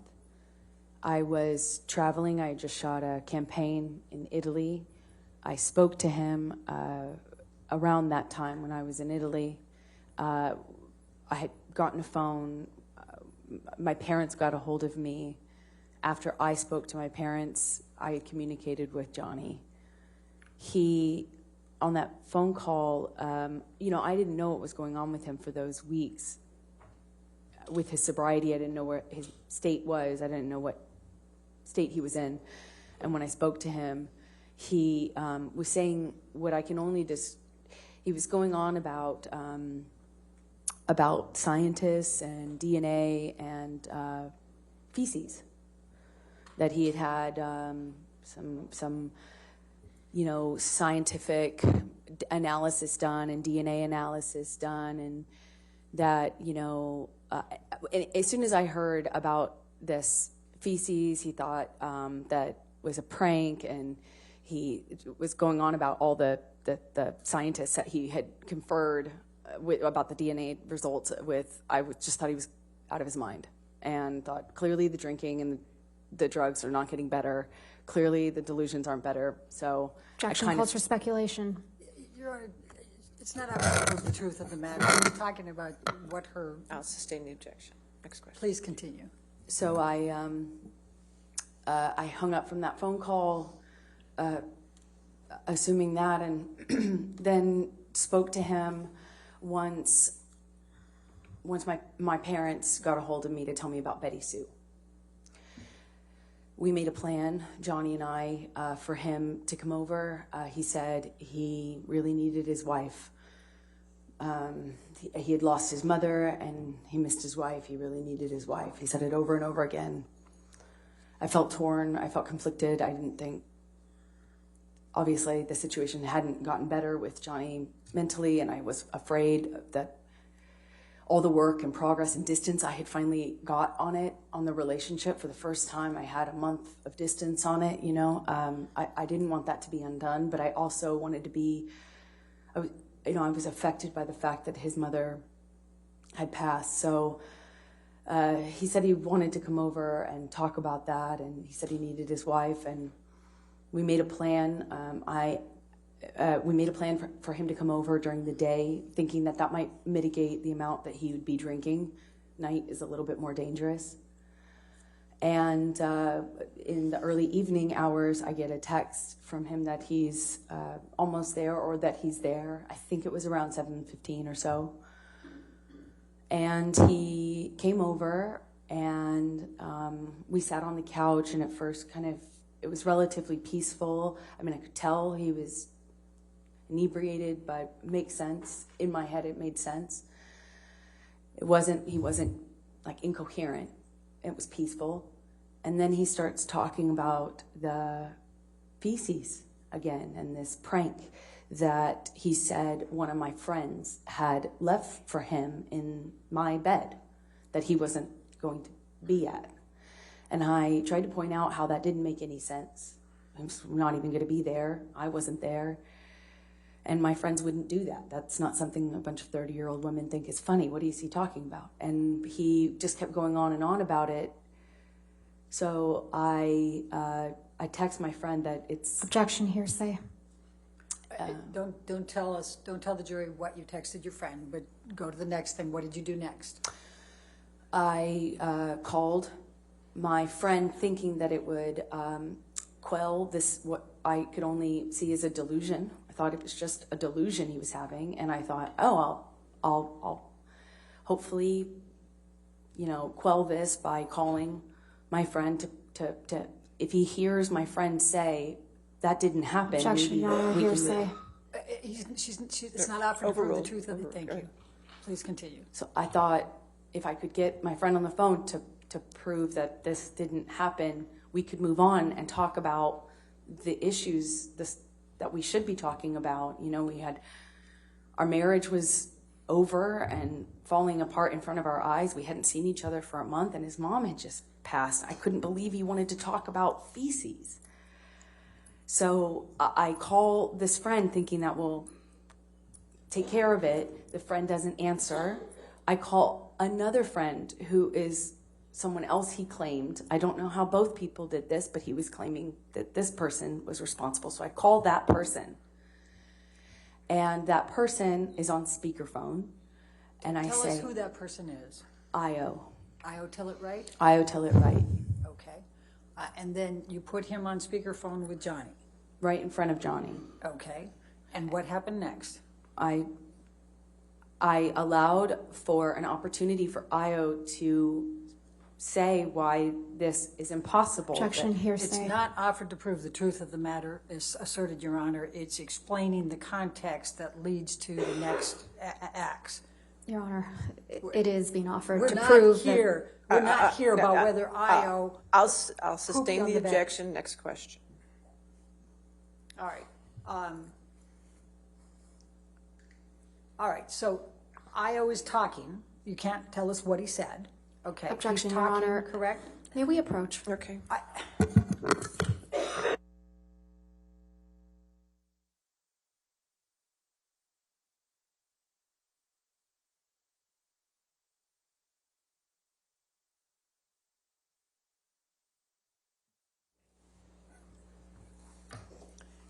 So Io is talking.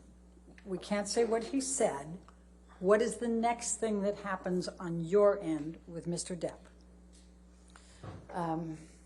It just made Johnny madder. He got more upset, grabbed the phone, and started screaming at Io. He just started screaming at the top of his lungs, said, "You dyke bitch, you don't know what you're talking," just screaming expletives, insulting names, and telling Io that he can have me and, fuck off, and just screaming at him. That's best I can describe it without getting into the details. He tosses the phone, down on the couch and heads upstairs. I pick up the phone and try to, apologize for the fact that my husband at the time just screamed at my friend on a cold call. I didn't want Io to think that's why I had called Io, to just be screamed at and blamed for something that sounded crazy, for lack of a better explanation. It sounded crazy. Io said something to me on speakerphone, and reminded me I wasn't safe. Objection, Your Honor, hearsay. Your Honor, it's not offered to prove the truth of the matter. It's to show what caused Mr. Depp to be set off and come back. I mean, it's not offered to prove the truth of what he's saying. It's not hearsay. In that I'll overrule the objection. Go ahead. Thank you. Please tell us what Io said and what then happened with Mr. Depp. Io said, "Amber, get out of the house. Get out of the house now. You're not safe. Get out of that house." Io had been there after the cleanup, or for the cleanup after December 15th, 2015 incident. And had Objection, washed Your Honor, blood out of my non-responsive. pillowcases. I think she can provide the context. I'll sustain the objection. Next question. Okay. So please continue. Johnny hears this when he's on the stairs. He made it up one flight of stairs. Heard this, turned around, came bolting down the stairs, grabbed the phone from my hand, and really started screaming this time. Lit into Io, called Io every imaginable horrible name that you can say to a LGBTQIA person, for one, and any person, any human being ever. I mean, just screamed at Io. Some really nasty stuff, and when he was done, he says, you want to have my woman now, you want to have my bitch, you can have, you take her, you can have her. And he, with that, just pulls his arm back with the phone and throws it at my face. hit me right in it felt like my eye.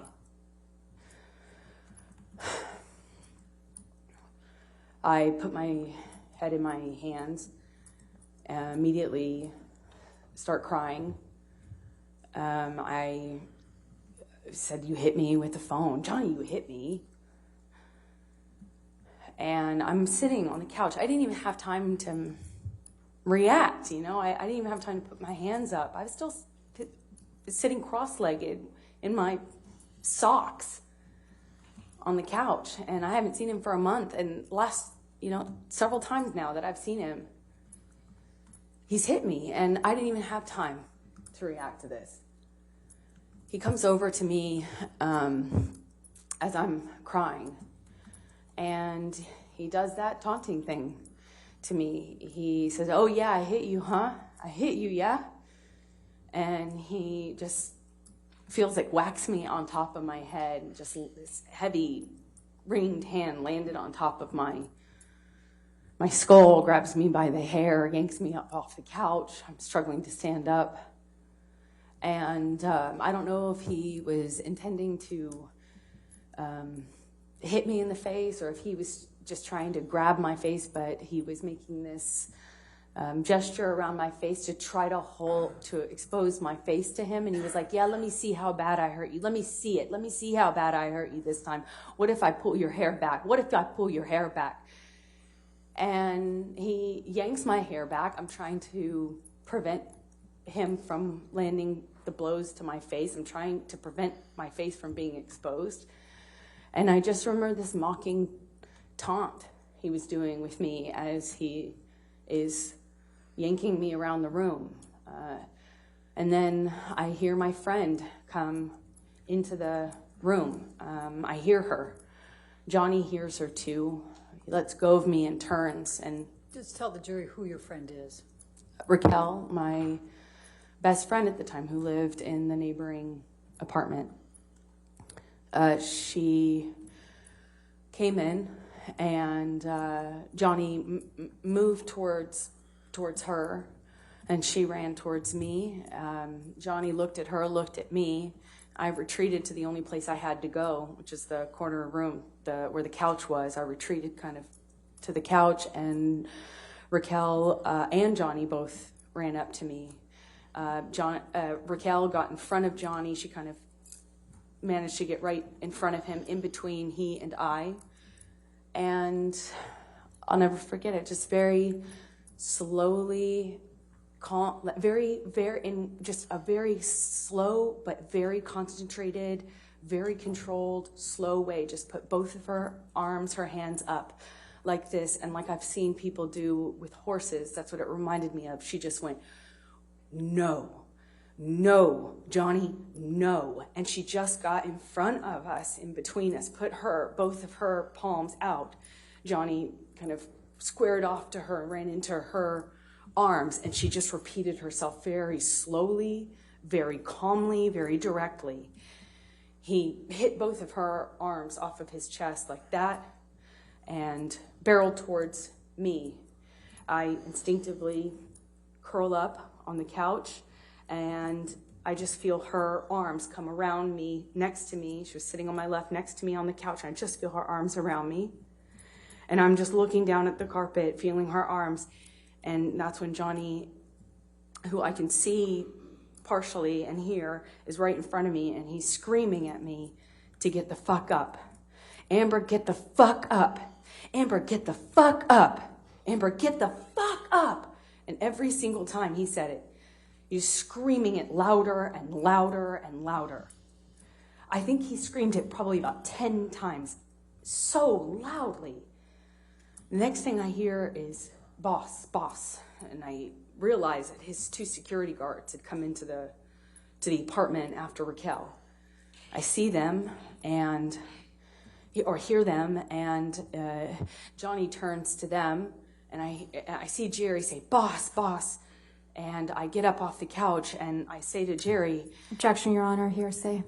Not offered to prove the truth of the matter asserted at all. I'll sustain the objection. All right. Next one. So don't tell us what you said to Jerry, just what happened next. Then they tell him something,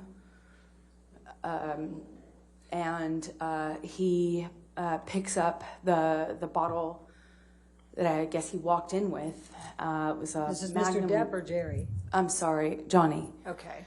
And starts smashing things off the nightstand, the coffee table, starts screaming, and they kind of, I feel them kind of corral him. I'm not making direct eye contact, but I can kind of just sense and feel and sound and hear things smashing as he exits the apartment, kind of knocking things off the countertops and breaking things on the way. I realize he's punching something. I assume it was the picture because it broke right after he walked past it.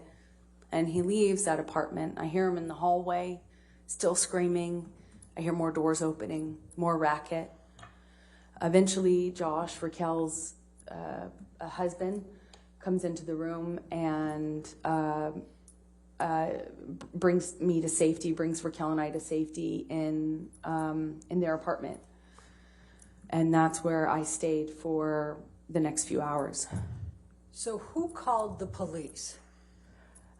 I believe it was Objection calls for Io. speculation. Your Honor, this is not, we have to have the context here of somebody called the police, because then the police come. So I think we have to put, it's not offered again to prove the truth of the matter asserted, it's just who called the police. Your Honor, the objection is not hearsay. It's speculation. Do you know who called the police? Yes, I do now. I'll sustain the objection. All Next right. question. Did you have were you present when there was a discussion about calling 911? Objection calls for hearsay. I'm asking if she was I'll present. sustain the objection. Next question. Did you call 911? No. Okay. Did Rocky call 911? Objection calls for speculation. Do you know whether Rocky called 911? I do know whether she did. And did she? She did not. Okay. All right. So what happens, when did you learn that the police had been called? Roughly an hour, at some point shortly after Johnny and his security guards left. Okay. And what did you do as a result of knowing that the police were coming? I felt panicked. I didn't know what to do because I didn't know what they were going to do when they saw the state of the place. He'd also smashed up the other apartment where I kept all my things, so I didn't know what they were going to do, and I panicked. I called the only lawyer I have, which is my entertainment lawyer. He does like my movie contracts and stuff, and I asked him for advice. And then without telling what he said, what happened next? I called a domestic relations attorney after that conversation. And had you known this domestic relations attorney before then? No, I did not. Did you get that name from your entertainment attorney? Yes, I did. Okay. And when you called the domestic relations attorney, without saying what she said, what did you do as a result? I told the police officers who arrived that I would not Objection, Your Honor. Hearsay. Again, not offered to prove the truth of the matter asserted. All right. I'll overrule the objection. Go ahead. Thank you. I'm sorry, could you repeat that? I repeated to the officers, I refuse to cooperate at this time at the advice of my attorney. Okay. Did you call your publicist that night? No. Okay. Now, I'm going to ask you to take a look at some pictures, but before I get there, I want to just ask you a couple of questions leading up. What were you doing when the police officers arrived?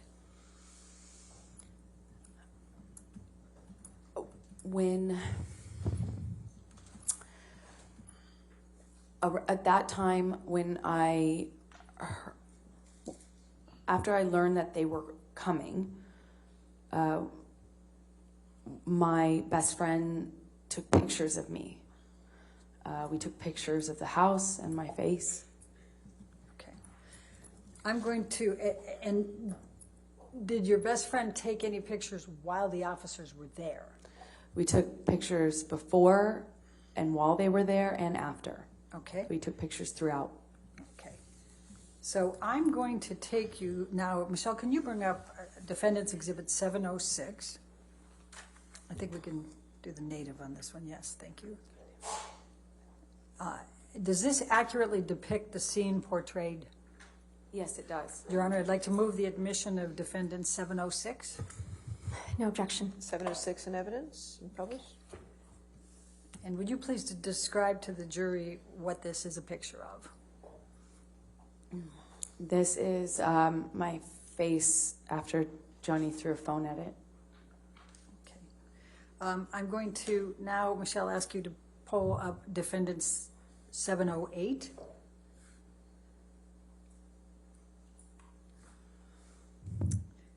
And does this accurately depict the scene portrayed in this picture? Yes, it does. All right. And I also see that there is a little, what we call metadata item on there. How do you get that on a picture? How does that happen? Can you just describe briefly? Objection, Your Honor. That's speculation, lack of foundation. If you want to approach. Yeah.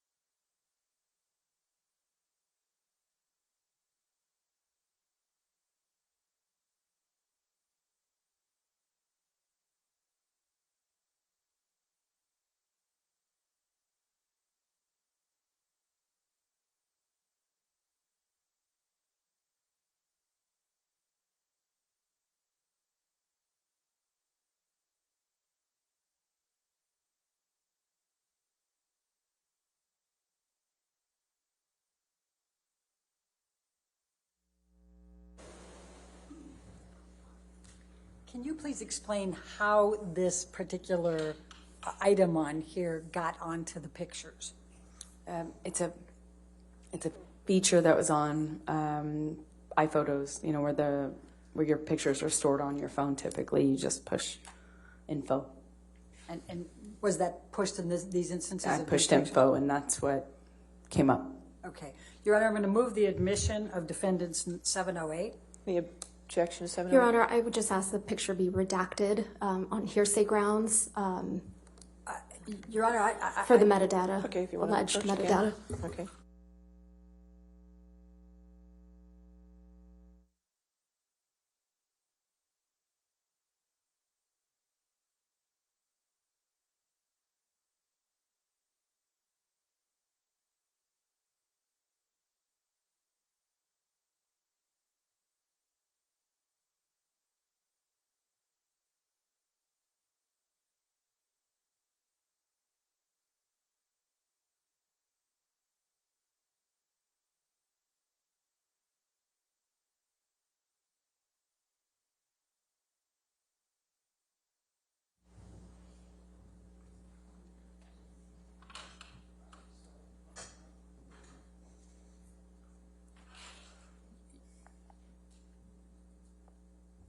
Your Honor, one moment, please. I'm All just right. trying to figure out how to move this fast. Okay, that's fine.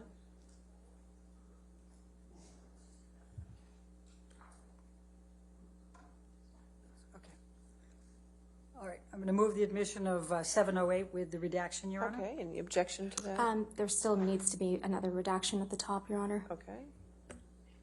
We'll get it. Okay. Thank you.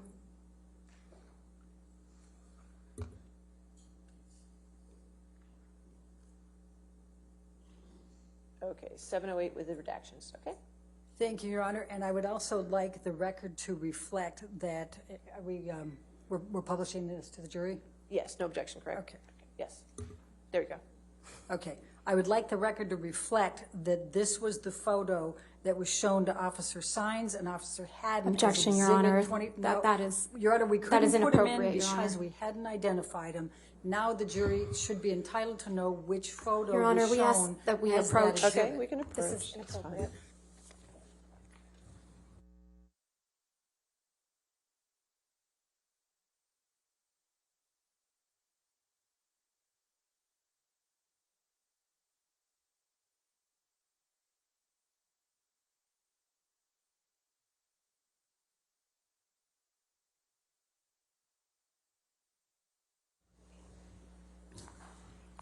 So for the record, this particular photo was shown to Officer Sines and Officer Haddon as Exhibit 24 in both of the depositions that were shown earlier where the pictures were not allowed to be shown yet because they hadn't been admitted.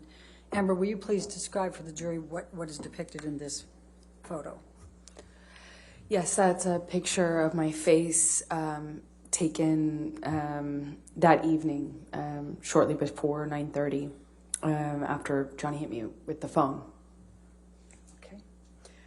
Now we can take this one down and let's go to Defendant's Exhibit 709.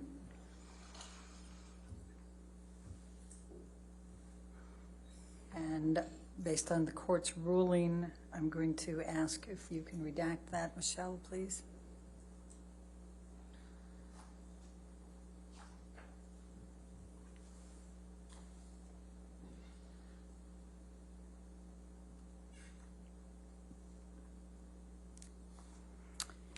I move the admission of 709. All right, any objection? Not with redactions, All right, thank you. 709 with redactions and evidence, you can publish. If it could be published to the jury, Your Honor. Thank you. Yes. And Your Honor, for the record, this is the photo that was shown to Officer Sines and to Officer Haddon as Exhibit 25 for both of their depositions. Okay. Amber, could you please describe for the jury what's depicted here? That is my face after the phone incident. It's that night. All right, let's bring Defendant 710, please.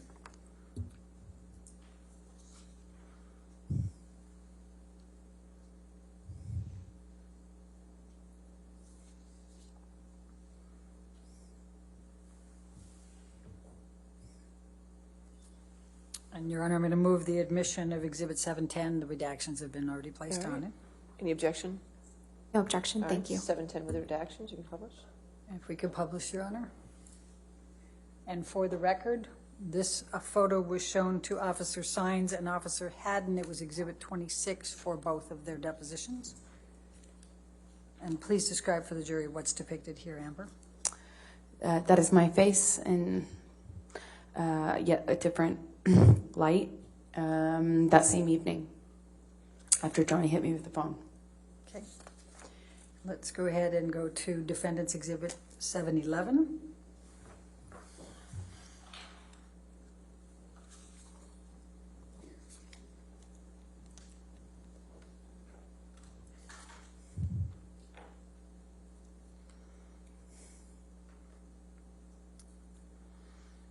And I'm going to move the admission of 711, Your Honor, with the redactions. All right, any objection? No objection. All right, 711 with redactions and evidence, publish.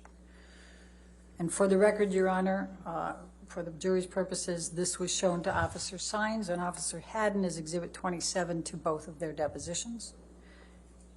And could you describe what's depicted here, Amber? Yes, that is another angle, another lighting of my face after the phone And that when, evening. And when you say angular lighting, what did Rocky do in taking these pictures? Objection calls for speculation. I said, what'd she do? So overrule. Thank you. Raquel took pictures of my face in various places around the penthouse. The apartments have really different lighting, really dark in some places.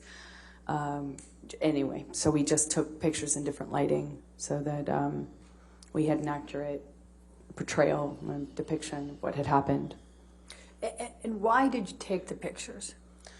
Raquel did it to protect me because the cops were coming, and we knew we knew that the police. I think at this point that they were already here. They were with us, but we weren't. Maybe this was right before. I'm not quite sure without seeing the timestamp, but we weren't sure what was going to happen, what the police were going to say, what they were going to do. We didn't know what Johnny was going to do, what he was going to say, so she wanted to protect me. Okay. So let's go ahead and bring up 712.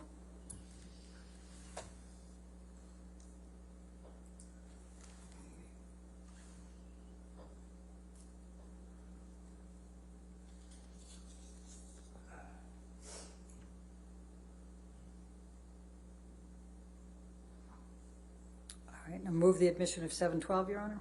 All right, any objection? No, thank you, Your All Honor. right, 712 with redactions, you can publish. Thank you, Your Honor. And please describe what's depicted here. That is another picture of my face, Okay. taken around the same time. Okay. And then let's go to 713.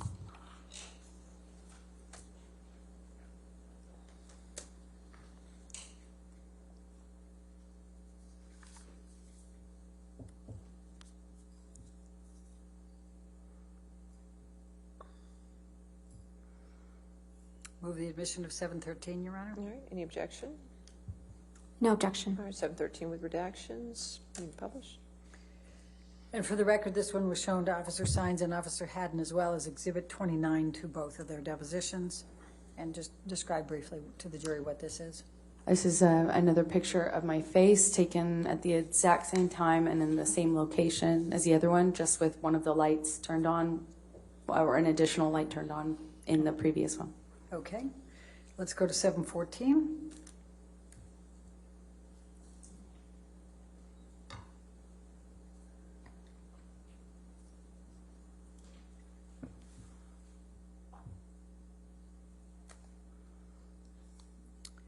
Move the admission of 714, Your Honor. No objection. All right, 714 with redactions, you can publish. And please tell the jury what this depicts. This is another angle of my face or another picture of my face taken at a different time. I don't know if this is later or before because I can't see the time on it. Okay. Take that down. Let's go to 715.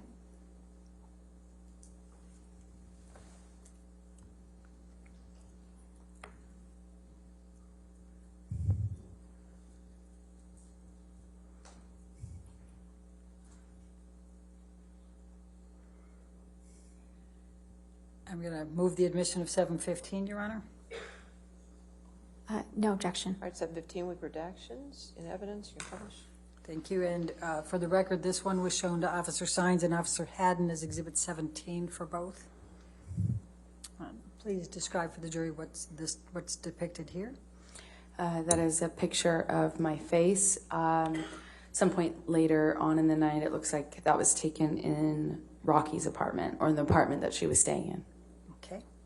And let's go to 716.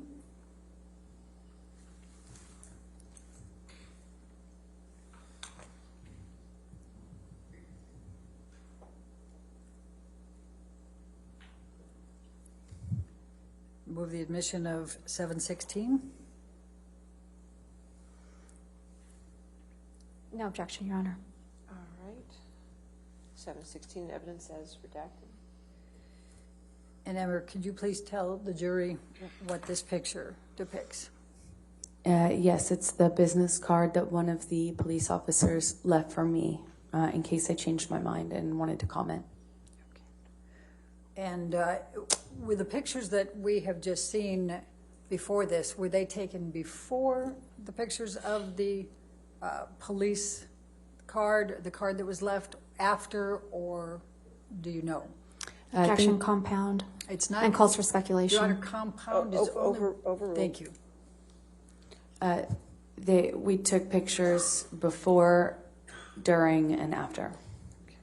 And the question I had for you is the pictures you've seen so far, were those taken before at the time of this, before this card was presented to you and you took the picture, after, or do you know? Some of them were, but without seeing all the timestamps, I can't tell exactly. Okay, that's fair. Thank you. Okay, and then I'm going to ask you to take this one down and go to 717.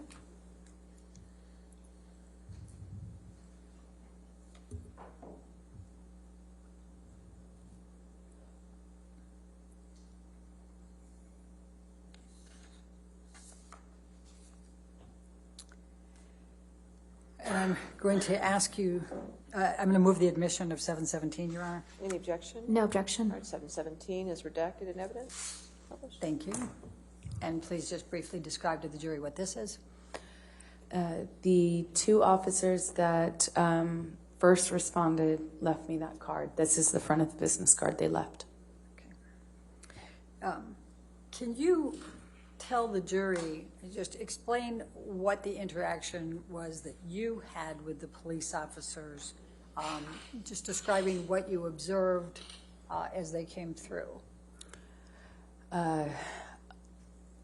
I did not want to speak to them. I asked that Raquel's partner or husband ask them to go away without speaking to me.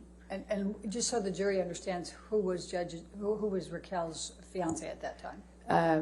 His name is Josh Drew, and he and Raquel lived in the apartment at Johnny's invitation across the hall from us. Raquel had keys. We kind of shared keys.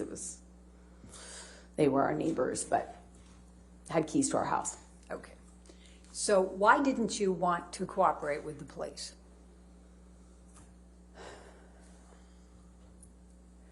Because I wanted to protect Johnny. I didn't want him to be arrested. I didn't want him to be in trouble. I didn't want the world to know. I didn't want this to come out. I didn't want him to be in trouble. I didn't want this to be... I wanted to protect Johnny. Let's go to Defendant's Exhibit 1374.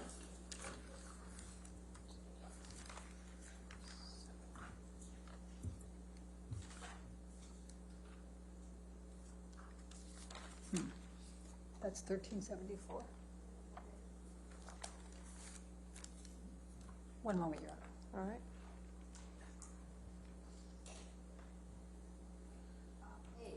Thank you. All right, move the admission of 1374A, Your Honor. Any objection? No objection. 1374 in evidence. 1374A in evidence. I'm sorry. Thank you, Your Honor. And Amber, what is this?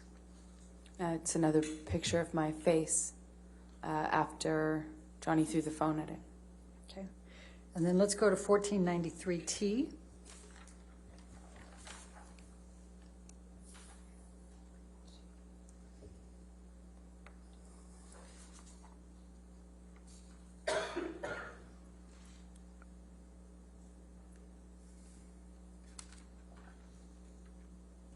And move the admission of 1493T. No objection. All right, 1493T in evidence. And what does this depict? This is a picture of my face after that incident. Perhaps by the lighting, it looks like it might have been taken the next day, but I can't tell for sure. Okay. And then let's go to 1493S.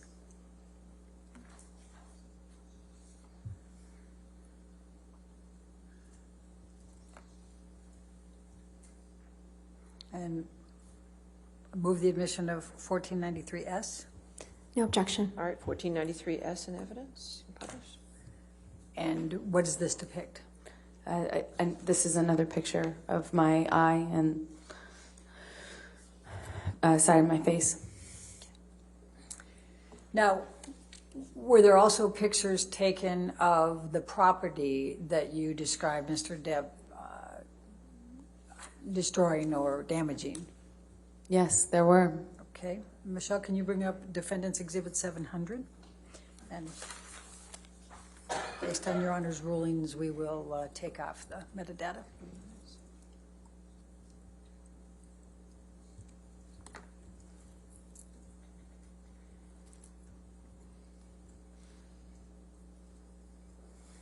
Move the admission of Defendant's Exhibit 700. No objection with redaction. 700 with redactions. You can publish.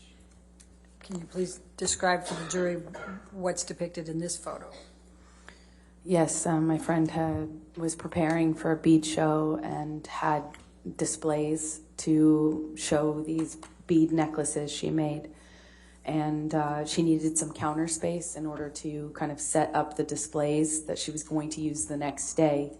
So she asked me earlier in the day if she could use the free counter space in that penthouse, Penthouse 5, to kind of set up those display racks. They were set up in that room when Johnny went in there to destroy things, as he does.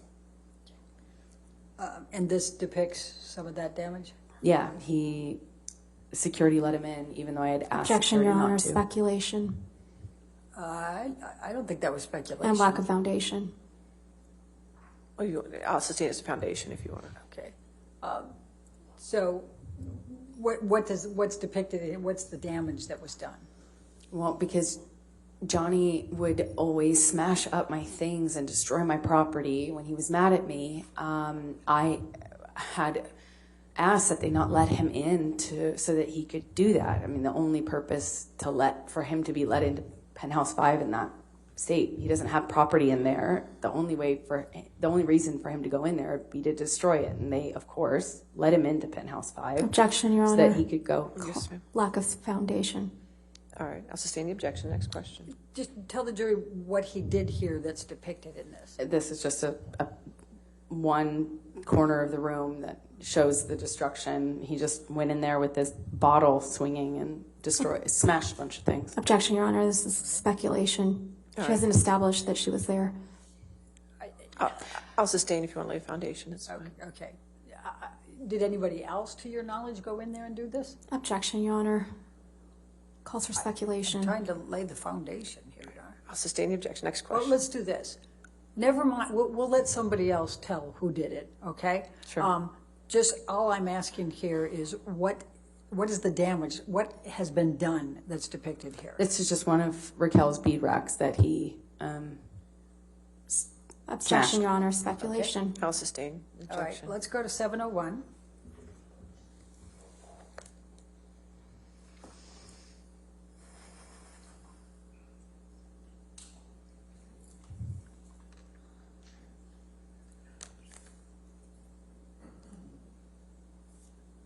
Move the admission of 701. With redaction, no objection. All right, 701 with redactions and evidence. Thank you. Amber, can you please describe what's depicted here? Yeah, it is our bedroom in Penthouse 3, the main penthouse. Looks like he was just throwing things. Objection, Your Honor. I'll Calls for sustain speculation. the objection. So just describe what you see here as opposed to what you say he did. I see a bunch of art tossed on the bed. Okay, where was that art before Mr. Depp was at your house on May 21, 2016? Hanging on the wall where it belongs. Okay. Let's go to, Michelle, can you bring up defendant 702, please?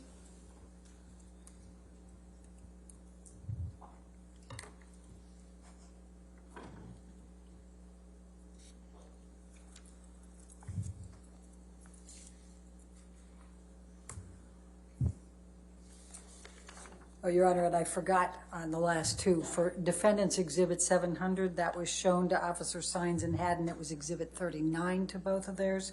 And Exhibit 701 was shown to Haddon only, and that was Exhibit 30 in his deposition. I move the admission of 702, please. All right, any objection? No objection. All right, 702 with redactions. Thank you, Your Honor. And let the record reflect this was also shown to Officer Haddon as deposition exhibit number 40. And can you please describe for the jury what's depicted here? Yes, it is broken glass from one of the broken pictures that were hanging on the wall. And where is this physically? This is in Penthouse 5 on the stairwell. Okay. Michelle, can you bring up defendant 703, please?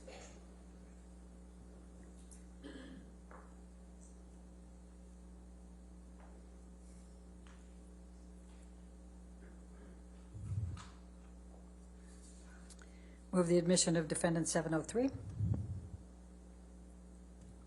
No objection. All right, 703 with redactions. You can publish. Thank you, Your Honor. And let the record reflect that this was shown to Officer Sines and Officer Haddon as Exhibit 41 for both of their depositions. And Amber, please describe for the jury what's depicted here. It's another photograph of the stairwell in the same apartment, Penthouse 5, which is the apartment where I kept my things. Okay. And is that glass on the stairway?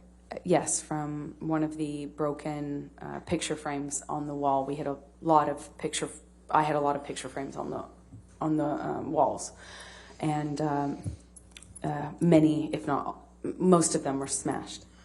Okay. Let's take this one down and go to 704, please. Defendants. Michelle, thank you.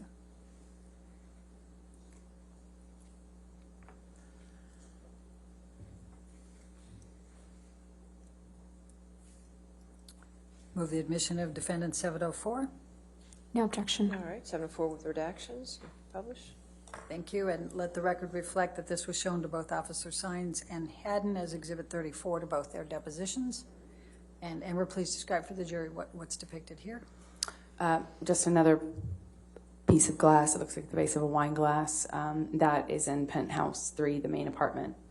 Okay. And when you say wine glass, did you see this particular glass? There were glasses in the kitchen, and always. And when Johnny was walking out, I saw him myself swinging the magnum-sized bottle, and I could hear glass breaking and things falling. Okay. Thank you. Michelle, can you bring up 705, please?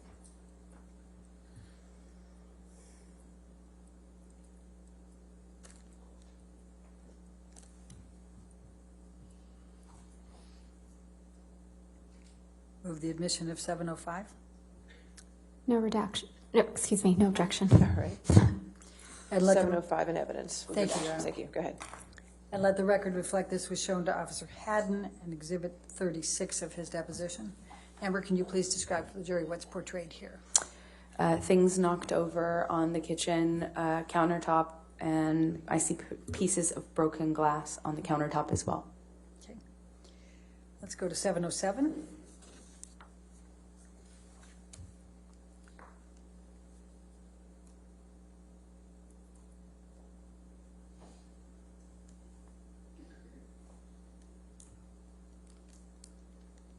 Move the admission of 707. Any objection?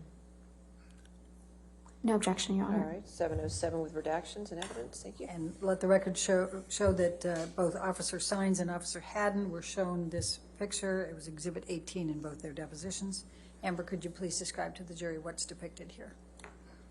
This is the hallway leading up to the apartments. So this is the hallway that connects all of the apartments. It's kind of an indoor-outdoor sort of hallway, meaning it's covered, but it's exposed on the far ends of both to the elements. So this is not carpet. It's like a plasticky. I don't know how to describe the material. It's like a plasticky kind of netting, not netting. It's difficult to describe, but it's a kind of an outdoor sort of carpet. All right, and what's depicted there? Wine on the floor and a little on the wall, it seems. Okay. Let's go to 718, please.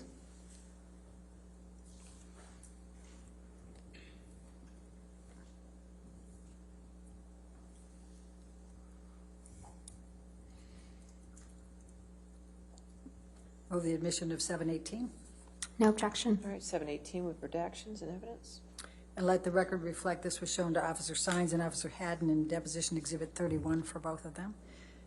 Amber, please describe for the jury what's depicted here. It's another photograph on the floor, not the wall. This one appears to be remarkably unbroken. Okay. Let's go to 719, please.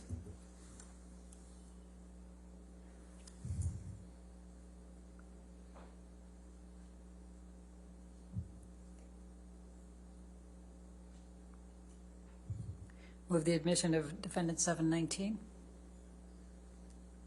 No objection. All right, 719 with redactions. Thank you. Thank you, Your Honor. And let the record reflect that this was shown to Officer Sines and Haddon in their depositions, Exhibit 35 to both. And Amber, please just describe for the jury what's depicted here. It's one corner of the kitchen in penthouse 3. Looks like one of the things that was knocked off of the kitchen island when Johnny left. Okay. Let's go to Defendant 720, please. Thank you, Michelle.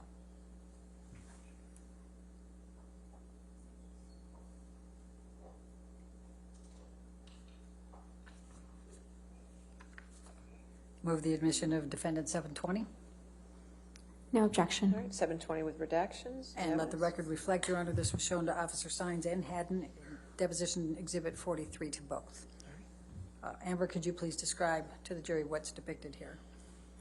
That's my office. It's a corner of my office, and that is a box of like sentimental things from my childhood or things that are important to me. Keepsake box that has been dumped out. It looks like.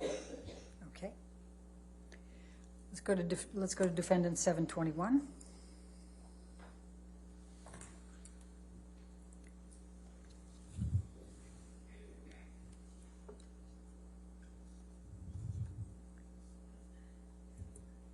Move the admission of Defendant 721.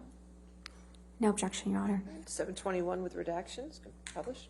Thank you, Your Honor. And let the record reflect this was shown to Officer Sines and Haddon in deposition Exhibit 44 for both.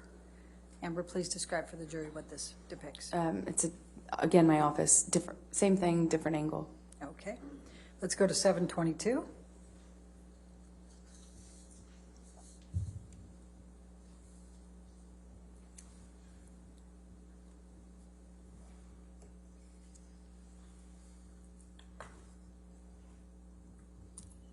Move the admission of Defendant's Exhibit 722. No objection, Your Honor. All right, 722 with redactions and evidence. Thank you. And let the record reflect this was shown to Officer Sines and Officer Haddon as deposition Exhibit 42 to both. Amber, please describe to the jury what's depicted here. That's a picture of my friends and I when we were at that London house that Johnny punched. Okay. You saw him punch this? I heard it. Okay. All right, let's go to 723, please.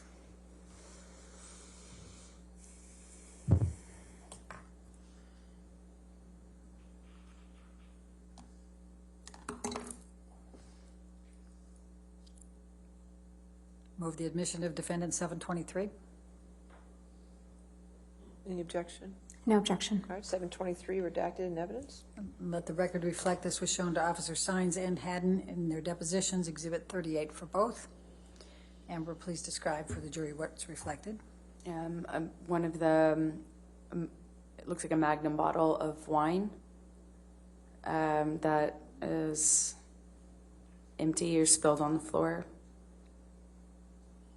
Can you tell where that is located? It looks like it would be penthouse 5. Okay. Let's go to 724.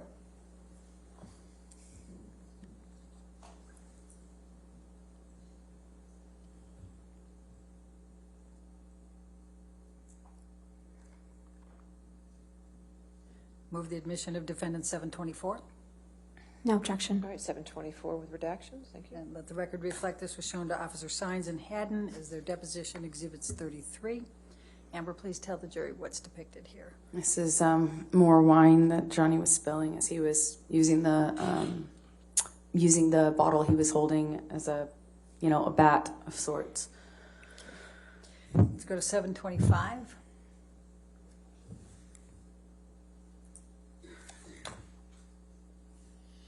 We're almost done, just 2 more. Promise.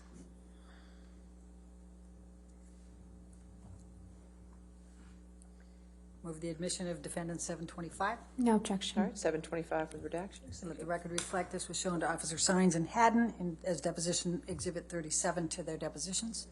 Amber, please tell the jury what's depicted here. More spilled wine on the floor. This looks like Penthouse 5. Okay. And the last but not least, Michelle, please, defendants 726.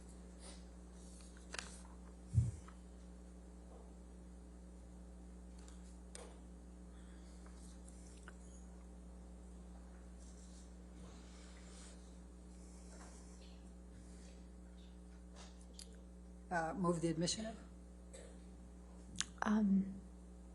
No objection. Okay. Your Honor, I believe the jury needs a tissue. Oh, okay. Thank you. You're welcome. We will get a tissue. You got some? Thank you, Halisa. All right, no objection, 726 with redactions. Thank you.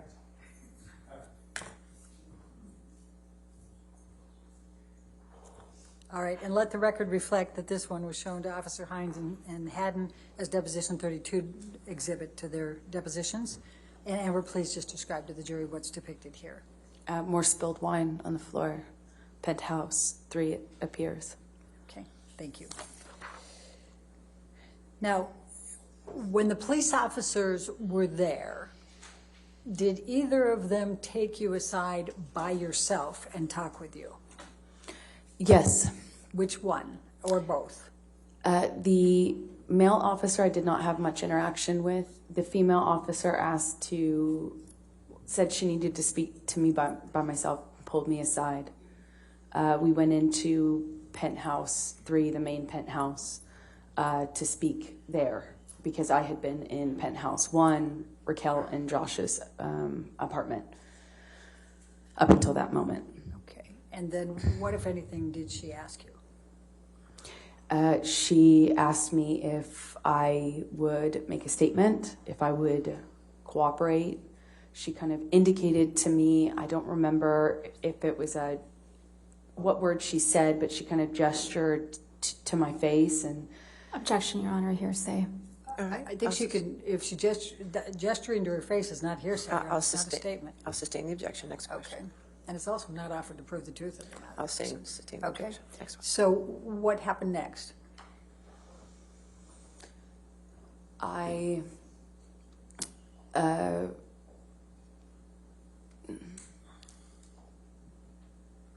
Let's do this. How long were you with the officer when she took you aside? A few minutes, if that. Okay. And as a result of that, did you cooperate? No, I did not, but it was my understanding that I couldn't stop them from walking through the apartment, which is what they indicated to me. Okay. And were you with them when they walked through the apartment? No, Josh, I was with them at the beginning of Penthouse 3. Josh, Raquel's partner, took over from there and showed them around the house up through Penthouse 3, which connects on the top floor to the neighboring apartment, Penthouse 4, and then on to Penthouse 5. They all connect on the top level. So Josh walked the officers through the house. Okay. And what, if anything, did you say about the identity of Mr. Depp? Nothing. Were you asked? Yes. But you refused to tell them? Objection leading. Sustain. Okay. Why did you refuse to tell the police officers Mr. Depp's identity?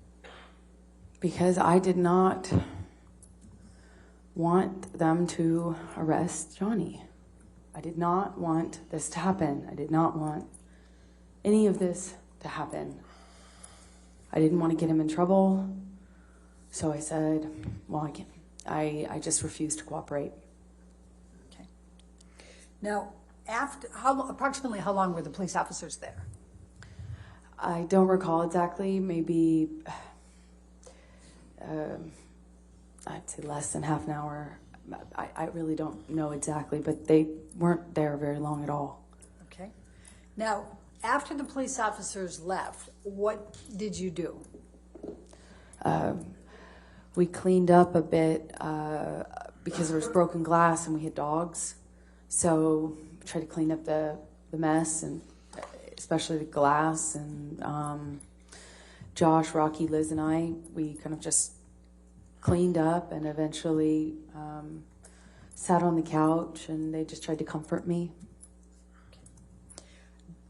What, if any, knowledge did you have that there was going to be a second set of officers coming later that night? I didn't know about that. That surprised me. When did you learn that a second set of officers were coming to the penthouse that night? I think I learned about it when they were there, when they arrived. Okay. And we've seen the body-worn video on that. Is there anything that you recall outside of what was reflected on Officer Gatelin's body-worn video? I couldn't see much of what was on that video. I just, I remember being surprised that they were there, not really knowing why they were there. I assumed it was because I was encouraged to make a statement by the first set of officers. Objection, Your Honor, hearsay.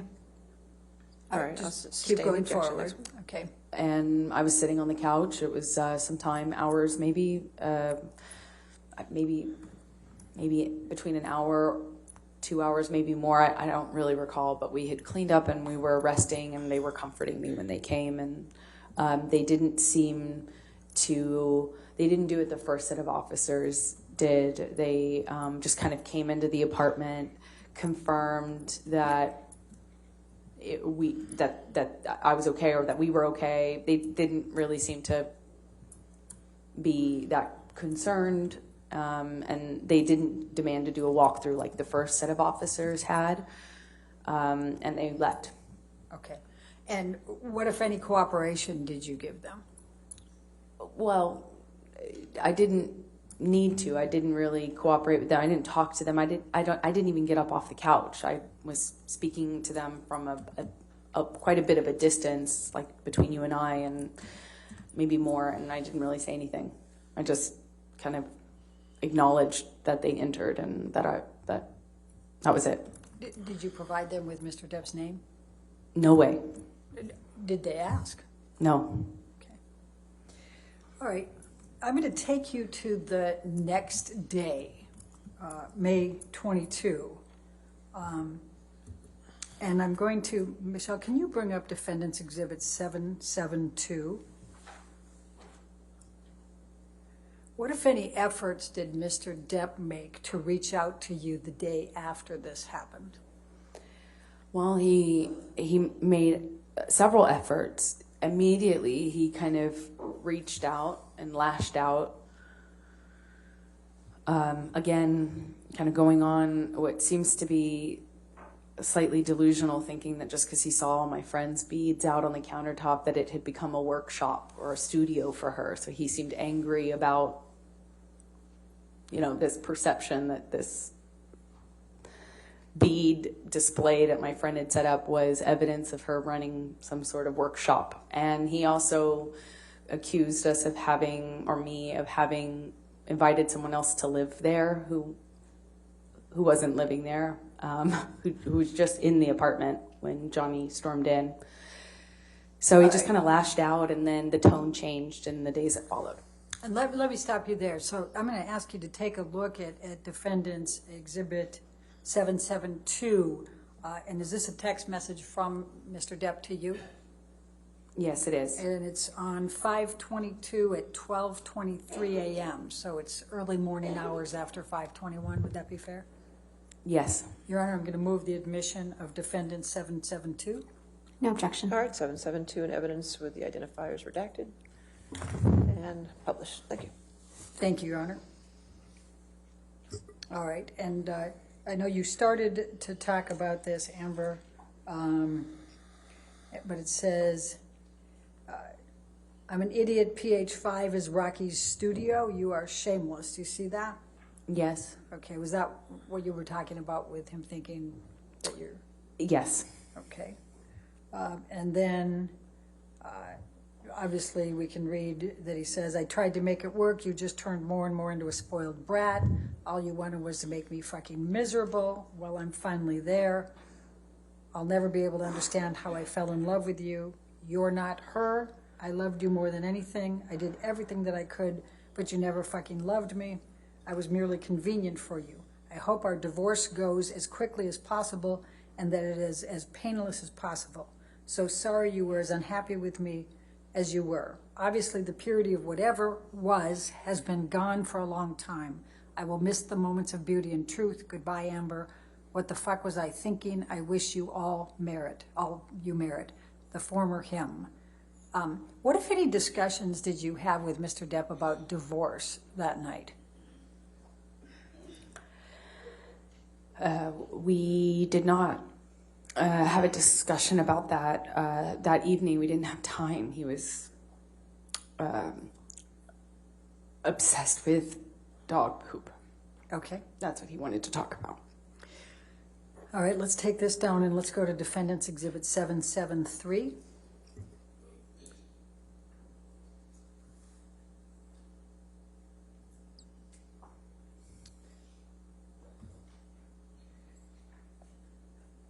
Now, this is a text exchange between you and Mr. Depp. It starts with Mr. Depp on 5/21 at 6:58 p.m. just saying here. Does that refresh your recollection of when he arrived at your penthouse on May 21?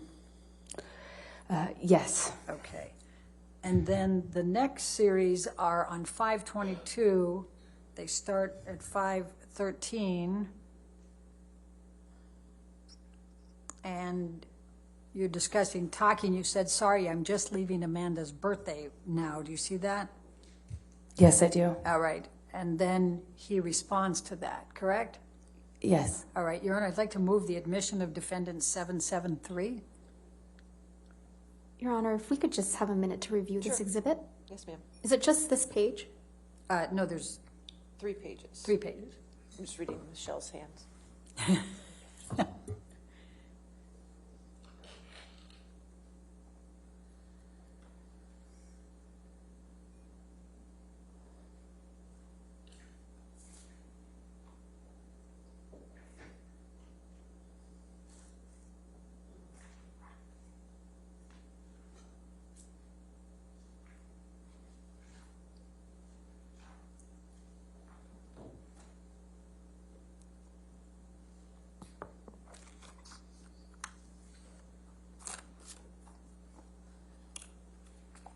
No objection, Your Honor. All right, 773 in evidence with identifiers redacted. Thank you. Thank you.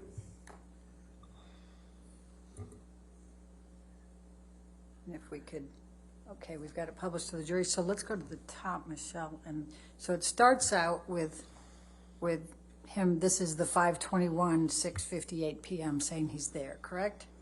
Yeah, but I think he came in later than that. Took him some time. Okay. And then if we move up, the next one is you at 5:22 at 5:13 p.m., correct? Yes. And then you say, thank you, and then can we still speak in a min? What do you recall of why you sent those texts? I believe we had spoken on the phone. Or I can't control this, correct? The screen. I don't know. We can give you control, yes. Maybe we should do that and clear out my purples. I just don't know what was sent right before this. Go ahead. Your Honor, She can't scroll. She's asking to scroll. Okay, Michelle, let's have you scroll if you can. Just go ahead and scroll through just slowly so she can read the whole thing.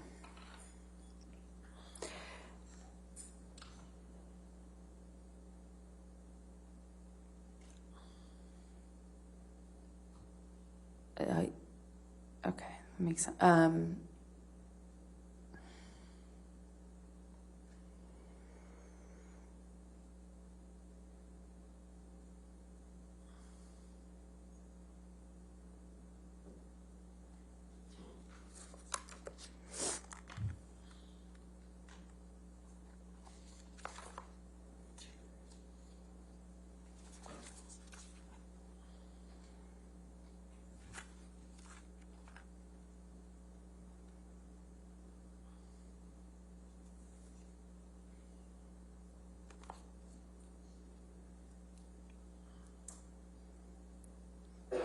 All right, does that help refresh your recollection? Yes, I believe that I believe he had apologized to me after the phone incident. I had commitments that I had to attend the following day on the 22nd. So the beach show I referenced, I mentioned to you, I had to go to. Also had to bring a cake to a friend's birthday party. So I had things I unfortunately had to do that day. And I remember there was communication with Johnny, both by phone and by text, where he was telling me that he was clean, that he was sober, he was clear mind, it wasn't the monster, and that he was so sorry. But I had already committed to filing for divorce. And eventually I have to let him know that it's not just saying it in the anger, in the fights that like we had done, both he and I did that at times in some of our fights, especially towards the end of our relationship. And so I let him know that I was serious about filing this time, and that I had had enough after the phone. Objection, Your Honor, I hearsay. had enough. Okay. Overruled. Go ahead. All right, I'm going to draw your attention to the bottom of the page, Defendants Exhibit 773, and this is at 5:22, so this is 6:19 p.m. Do you see that? 5:22? And he says, just let me know when you have a minute, and I'll give you a call. Nothing I have to say, you should elicit anything but a sense of ease. Do you see that? Yes. And then he says, all my love and profound apologies. What was he apologizing for? Objection. Do you Calls know? for speculation. What was your understanding of what he was apologizing for? Speculation, Your Honor. I'll sustain the objection. Okay. In his phone call with you, did he tell you what he was apologizing for? Yes. What did he say? He was sorry that he reacted the way he did. He said he didn't mean to hurt me. He didn't mean to hurt me. If he really hurt me that bad, he's sorry. That he didn't mean to. Okay. Michelle, if we can go to the next page. Up to the green, please.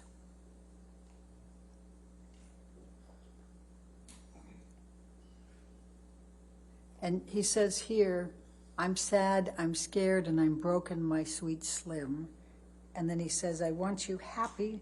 I have zero harsh feelings. I am clear and I am me. What did you understand him to mean by I am clear and I am me? Objection, Your Honor. Calls for speculation. Do you I have know an what he understanding? meant. Okay. But, Your Honor, Did he there's use a lot. that phrase with you? Hold on. I'll sustain that objection. I'm trying to get to the I next know. one here. Then you can ask your next question. Go Thank ahead. you. Did he use those phrases with you during your marriage? Yes, he did. What did Mr. Depp mean when he says I am clear and I am me? Objection. Calls for speculation. I think I established the foundation. Overruled. Go ahead. Thank you. That he had sobered up. That he had sobered up and he was not the monster again, that he was him. That he was a good guy I loved. The one that I trusted.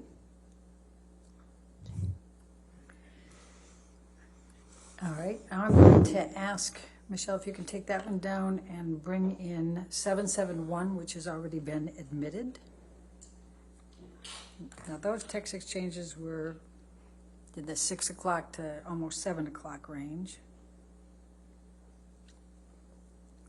And here, it's 5:22, it's now 8 o'clock, correct? Yes. And he's telling you, sorry if a bit, please know that my hurt towards you is over. My apologies are eternal and belong to you. Solid. Do you see that? Yes. Okay. And was it your understanding he was apologizing again? Objection, Your Honor. Calls for speculation. All right. I'll sustain the objection. Okay. Was there anything else he would have been apologizing for that he had done? Objection. Calls for I'll speculation. sustain the objection. That's it. Okay. So tell the jury how you felt in that week, May 22 through May 27, and what you decided to do.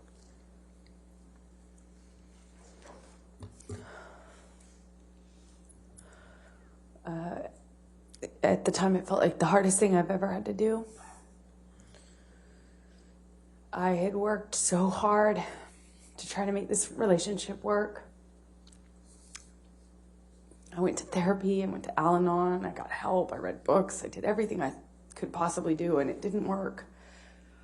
And I was conflicted. To answer your question, I was conflicted. I knew after he threw the phone at my face that after all that month of not seeing each other, not getting better, not getting clean and sober, there wasn't even, I didn't, you know, it was falling apart. I knew I had to leave him. I knew I wouldn't survive it if I didn't. So I made the decision to file for divorce. It was hard because, you know, I loved Johnny so much. I loved him so much. And why did you file for divorce?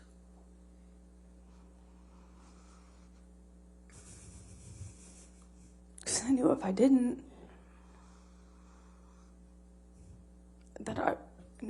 I'd likely not literally survive.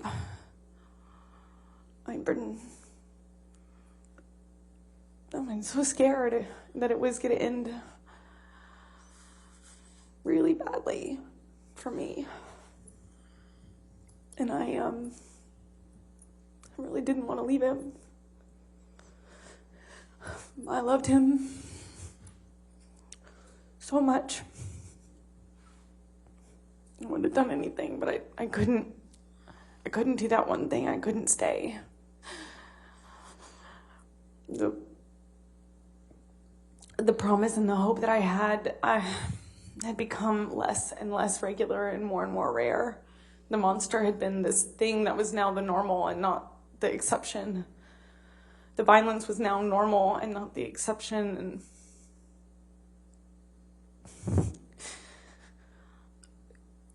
it was so hard. It was so hard, but I knew I had to do it. I believe he would have taken it too far. I wouldn't be here. Why did you ask for a domestic violence temporary restraining order? I wanted to change my locks. I wanted a good night's sleep. Security would always let him into the house no matter what I asked them. No matter when I begged them to let me know when he was coming over, no matter how much I begged them not to let him in when he was mad or drunk or high. And I couldn't sleep. I'd wake up in a panic. I was losing hair. I was losing weight. I got really sick. I had shingles. I couldn't sleep. I'd wake up in a panic attack. I had panic attacks all the time. I was falling apart. I was scared and very conflicted because the person I was scared of is also the person I was in love with. Really, really tricky. And I was thinking one step at a time. You know, I was thinking very myopically. I wanted just to get a good night rest, a good night's sleep. I just wanted to change my locks. I thought it'd be healthier if I got some sleep and I could think about what to do or how to handle this. If I just could sleep. And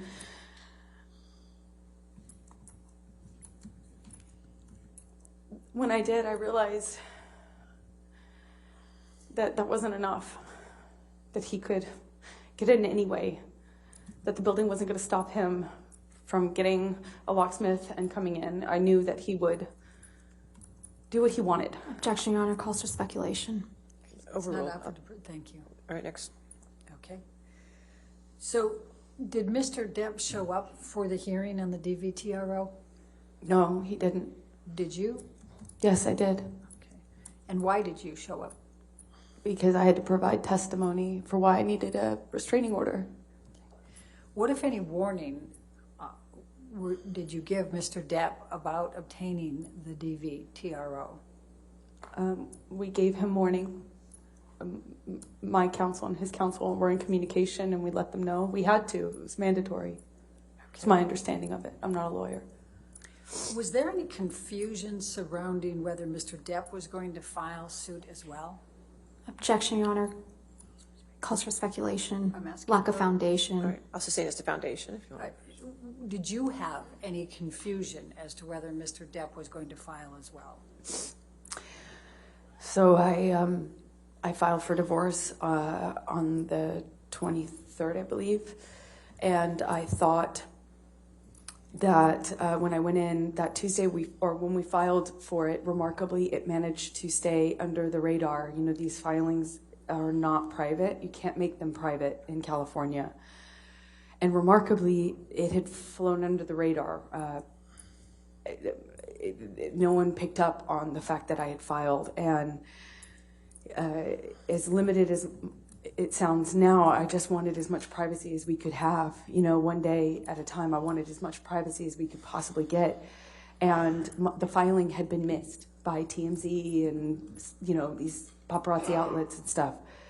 But between the communications between our counsel, I realized that Johnny was going to file in retaliation. Objection, hearsay. All right, I'll sustain the objection. I'm trying to think how to ask this. So, without saying what the counsel said, what was your understanding and what was your concern? Objection, hearsay. I'll sustain the objection. All right, well, let's move on. Michelle, can you bring up Defendant's Exhibit 800, please?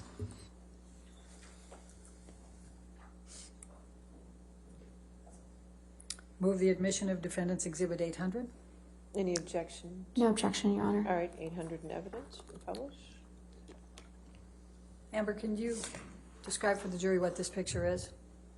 It's a picture of my face while I'm sitting at the courthouse. And were you wearing any makeup? I was wearing nothing, not a stitch of makeup. Michelle, can you bring up 801, please?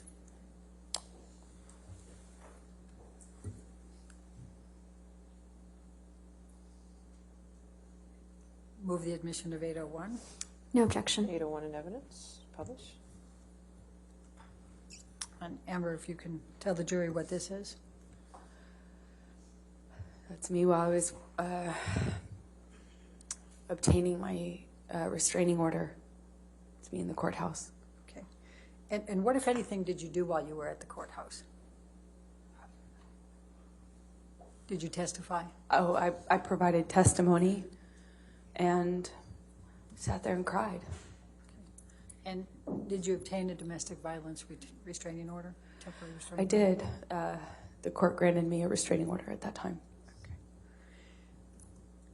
When you left the courthouse, what did you experience? I walked into the courthouse. It was quiet. First thing in the morning. No one knew about my divorce, so I thought it was going to stay that way, and I walked out to a sea of paparazzi and cameras, photographers. It was, to that point, at that point in my life, had never seen so many photographers, and they just surrounded me as I walked out of that courthouse and screamed at me, screamed horrible things at me.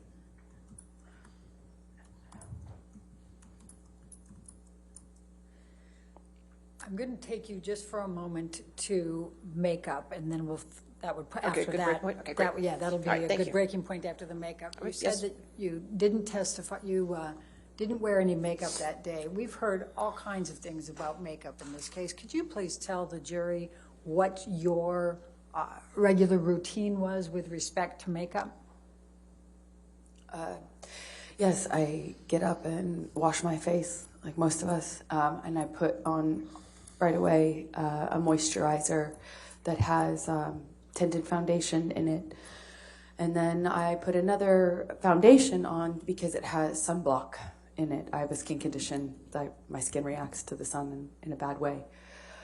So I have to wear sunscreen or sunblock every day. Anyway, so I put on both of those. I put on concealer, and I do that before I leave my bathroom in the morning. Okay. That's obviously if I don't have a bruise. Now, when you had bruises or cuts of any nature, what would you do about those? Would you try to cover them up? Would you try to just leave them showing? What would you do? Objection, Your Honor, leading. Overruled on that. Go ahead. Well, I'm typically photographed in LA when I leave the house, paparazzi type of photograph. So I'm somewhat aware of that anyway. And no woman wants to walk around with a bruise on her face. So if I do have a bruise on my face or someplace visible, the main thing, you have to ice right away to reduce swelling because no amount of makeup can fix swelling, but it's very manageable if you ice it really soon. Arnica is also a great remedy, arnica cream. And then if you want to cover up a bruise, you obviously put foundation first, concealer, and then on top of that, I used a bruise kit. Not a bruise kit, it's a theater makeup kit, a color correction kit, but I called it my bruise kit. And let me, I use this, I think, in opening statement, and it's Defendant's Exhibit 155. If you could by the microphone, please. Oh. We can't hear you. There you go. May I approach the witness to... Well, that's what you could show the counsel.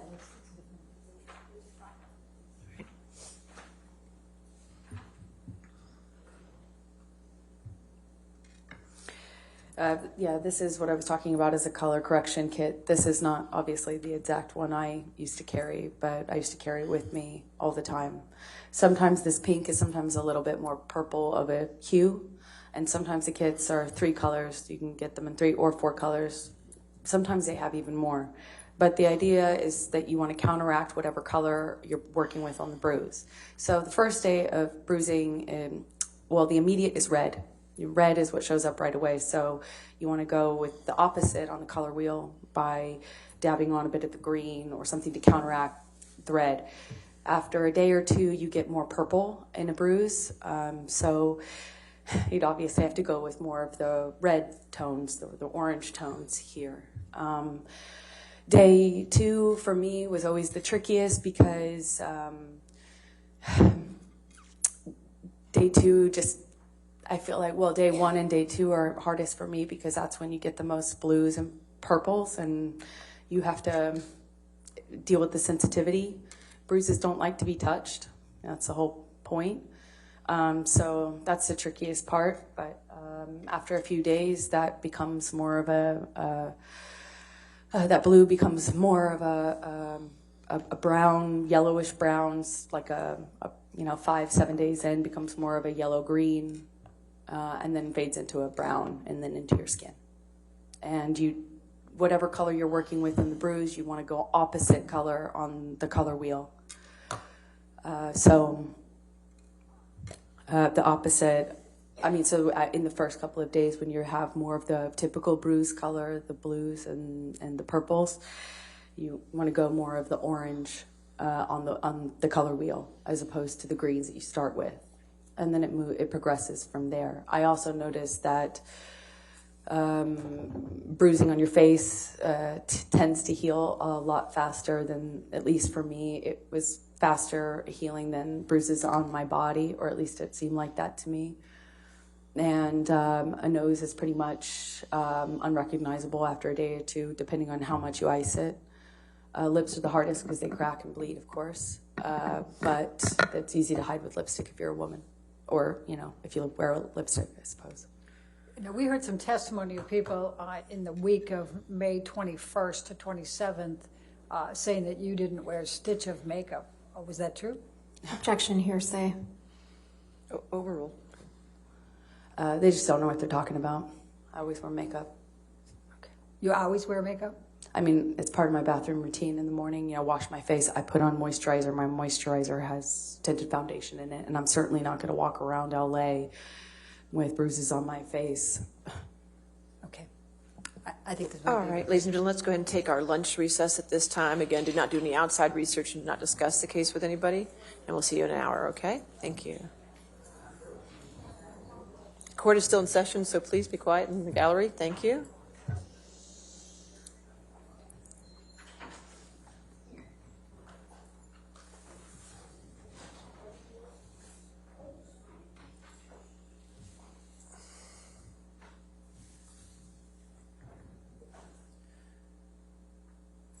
All right.